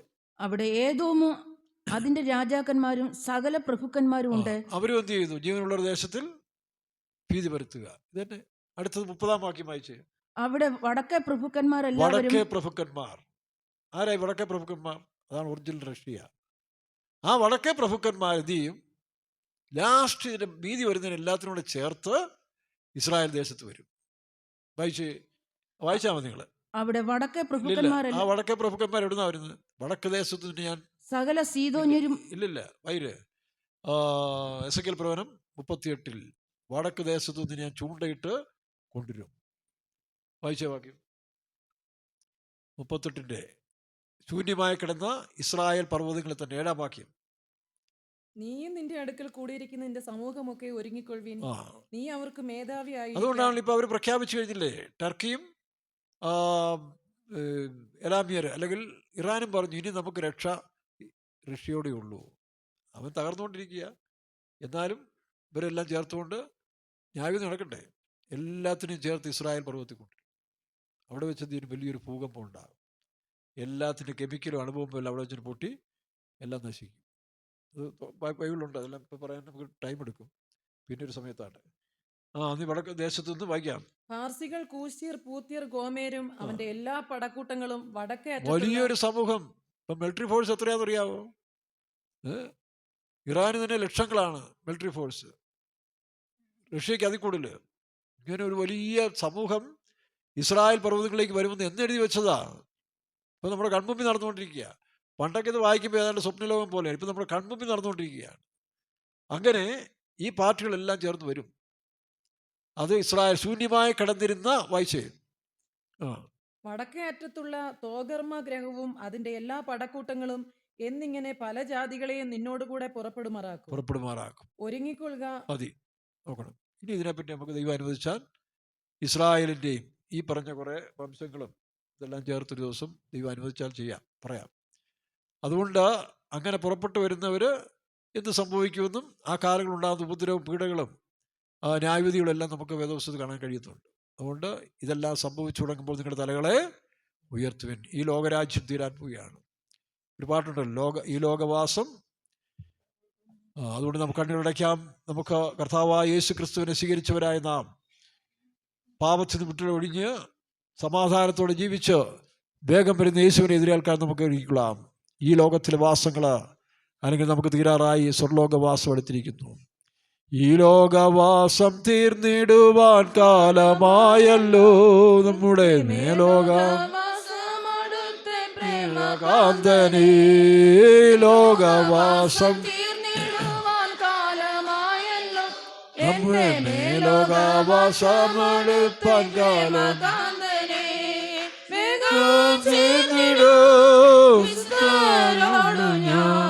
വേഗം ചേർന്നിടും വിശുദ്ധരോ ലോകവാസം തീർന്നിടുവാൻ എന്റെ മേലോകവാസമെടുപ്പേമകാന്തനെ ഈ ലോകവാസം തീർന്നിടുവാൻ കാലമായല്ലോ എന്റെ മേലോകവാസമടുത്തെ പ്രേമകാന്തനെ വേഗം ചേർന്നിടൂ വിശുദ്ധരോടു ഞാൻ വേഗം ചേർന്നിടൂ വിശുദ്ധരോടു ഞാൻ ശോഭയേറും നാടെനിക്കു മേലിലുള്ളതാ ഈ മായ ലോകം വിട്ടു ഞാൻ ആശയേറുന്നേ ശോഭയേറും നാടെനിക്കു മേലിലുള്ളതാലും ഈ മായ ലോകം വിട്ടു ഞാൻ ആശയേറുന്നേ താമസമില്ല നാട്ടിലെത്തുവാ നാട്ടിലെത്തുവാ ഈ ലോകവാസം തീർന്നിടുവാൻ കാലമായല്ലോ എന്റെ മേലോകവാസമടുത്ത പ്രേമകാന്തനെ ഈ ലോകവാസം തീർന്നിടുവാൻ കാലമായല്ലോ എന്റെ മേലോകവാസമടുത്ത പ്രേമകാന്തനെ. എല്ലാ മഹത്വവും മാനവും സ്തുതിയും പൊഴിച്ച് കർത്താവിനടുത്ത് സ്തോത്രം.